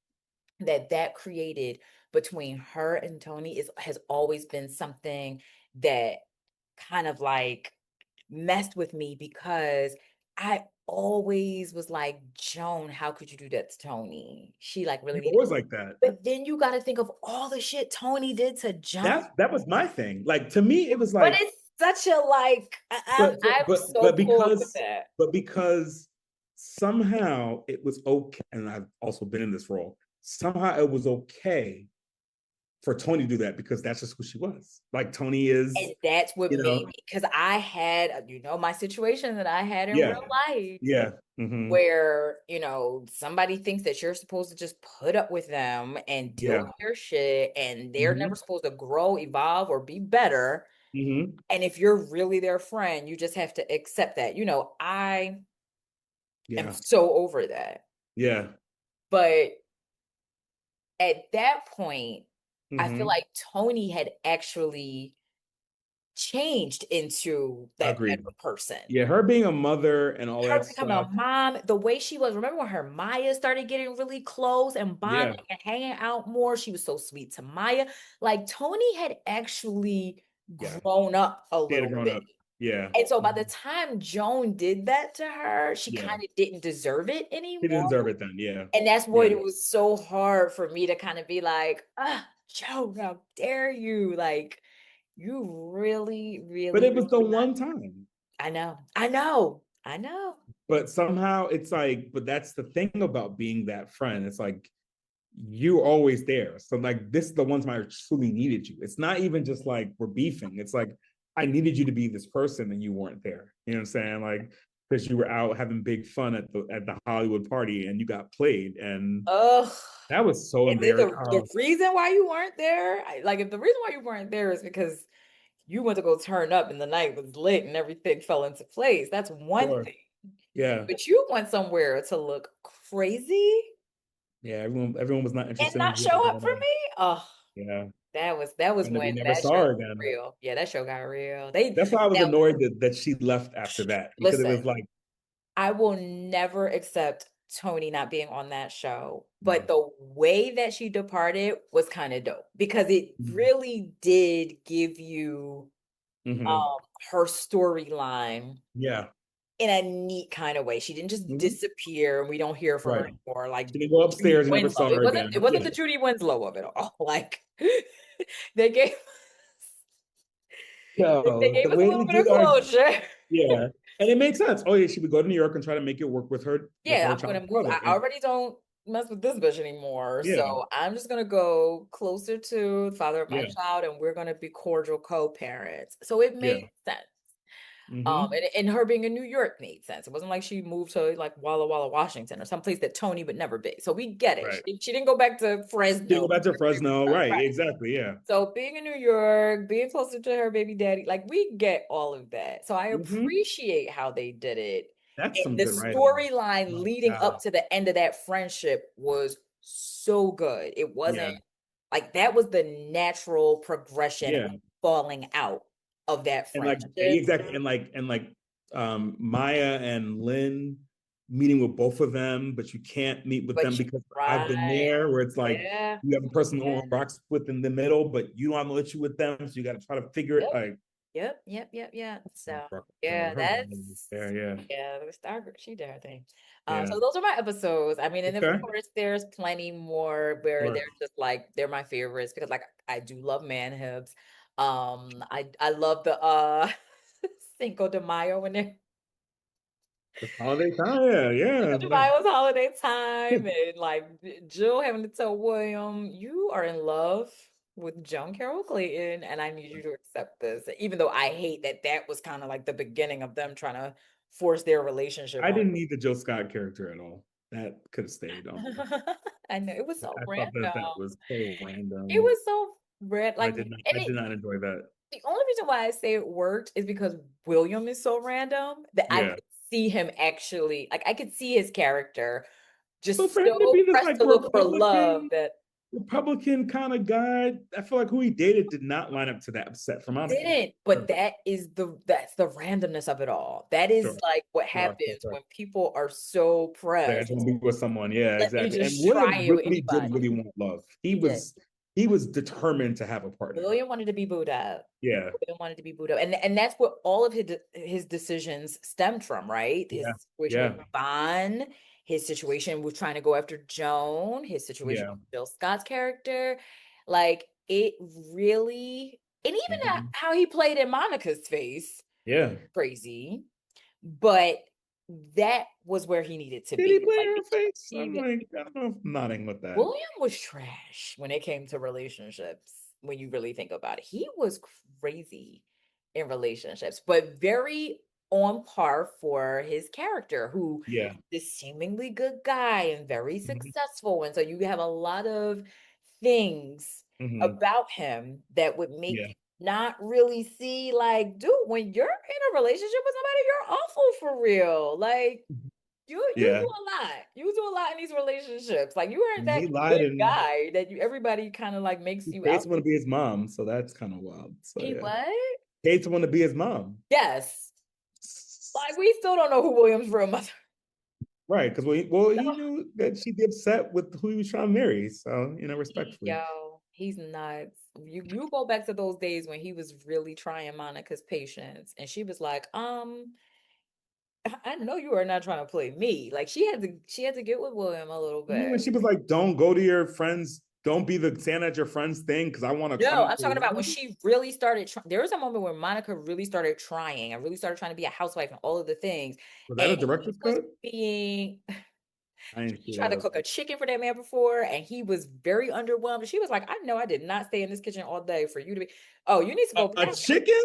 You need to go back to Okay. those Monica and William episodes. He did a lot to play in Monica's face, and she had to really check him. I just recall her seeing a dude that she knew was an investment and went for it. I don't remember her playing in her She face. did, but Monica really loved William. And when she finally let her guard down and was like, no, I want to be with this man, he started cutting up. You must have seen the director's cut. I don't It remember was- her. this I was remember her being in love with that man. I remember her sir, saying this please. This was deal not deal. the director's cut. You Because got you remember, you got the Mara Brock Akil director's cut I got the because secret tapes. you're a black Oh, woman in media and whatnot. I did not see those episodes, so it happened. I'm telling you. it happened to your friend's friend. Yeah, okay, yeah. Like, stop it. Okay, no, okay. Is it the last happened. season when Tony leaves and it's like, the last two seasons where it's the white background, which is the three girls? Yeah, because Is it like that? I feel like it's at the time when they're trying to bring Monica in as the fourth because she Yes, got yeah, way more, for sure. camera Yes, time yes, yes, once yes, yeah. they brought Okay. Tony out. So I do think it is around that time. But Because I yes, feel like those are the episodes I've watched, but I don't know as well. So maybe I need, to so your now point, I need to go back You got to and go revisit back and those revisit. last. Okay. Go back to like those last 3 seasons because they gave Okay. us like what 8 seasons of that show. There's a lot of Mhm. that show. Yeah. Mhm. So Yeah. go back to those later ones where Monica's character kind of steps up a little bit more. Which And we love that because we love Monica, but yeah. can we just talk about how? Because usually when they bring in an extra character, You know, I check shout out. out to the fact that that is the only show that brought a side character kind of into more of the forefront, and it didn't kill the show. Because usually when they try to bring new characters in, that's like truly the end. Yeah, I was going through the list. I was like, okay, Cody and Step by Step. All right, we loved it, but I guess it's Your favorite, which is Cousin Pam on the Cosby Show. it's a trifecta. It's a double whammy, actually. Well, and also the Raven Simone of it. You hated Olivia. You didn't get into the whole Pam character. I mean, low key, I didn't like many of those characters on that show. It was like we're not Claire and Theo. No. That's what and Rudy. That was the show. Because now you're about to Theo. We're not doing Sandra. We're not doing Cousin Pam. We're not doing like any of those people. We're not doing the grandparents. We're those all. I'll never understand why the grandparents catch a stray. They're on all of 4 episodes of the entire Oh, show. more than 4 episodes. Yeah, I'll tell you why. It's when Heathcliff is trying to talk to his son. No, trying to talk to his daughter about her pregnancy, and everyone's getting the phone but him. And then the grandparents hang up the phone. It's like, she needs her rest. It's like, what? I didn't like that. That's another story for another day. I'm cutting that out of the episode because that's another story for another day. Because I'm gonna lose all stripes if I talk about, No, you've got to let those grandparents live. It's a cross. I mean, hey, it's a cross. It's those grandparents, it's the grandma and Family Matters. I'm gonna say your beef with grandparents in TV shows is almost as unhinged as your beef with children in TV shows. They're one and the same, to be honest. I'm trying to think of other grandparents I actually did like in a show, and it's not coming to me. You need to unpack that with the therapist because I love grandparents. I was grateful to have them in grandparents in real life. I don't understand where this comes from. It's depictions in film and TV that really TV, not so much film. That like not interested. All right, we're cutting it. That's done. All right. Yeah, you're gonna get fried. I am not here for you with this mess. I mean, you're gonna get fried for not being offended by the conversation. Listen, leave me. And I have enough to be pissed off about. Okay, somebody's story is not high enough. Somebody's fictional story in the theater is not gonna, Yeah, I am way more concerned with what our elected officials are doing than what somebody's script is giving. Sorry. But look at you. That. All right, we'll call it. But so this is obviously a great conversation per usual. Sorry that it's 6 hours long, but that's fine. We have a lot to talk about. I don't know. We gotta split it up. I don't know. Maybe with video, it's not. Look, Joe Biden be on for like 4 hours, so it's like shout out to Mark Lamont Hill for standing on business and his thing. But like the town. Shout out to Philly, shout out to Temple, etc. All right. You can catch us on Instagram, Friends in Real Life, on TikTok, Friends in Real Life. Our Instagram handles would be at the beginning, but you can follow us there and give everything Friends in Real Life. So just everything okay. Friends in Real Life across the board, except for X because they don't allow us to do it there, but that's fine. We're also Friends in Real Life on Threads. Yes. And until next time, we will see you on screen. I don't know. Peace.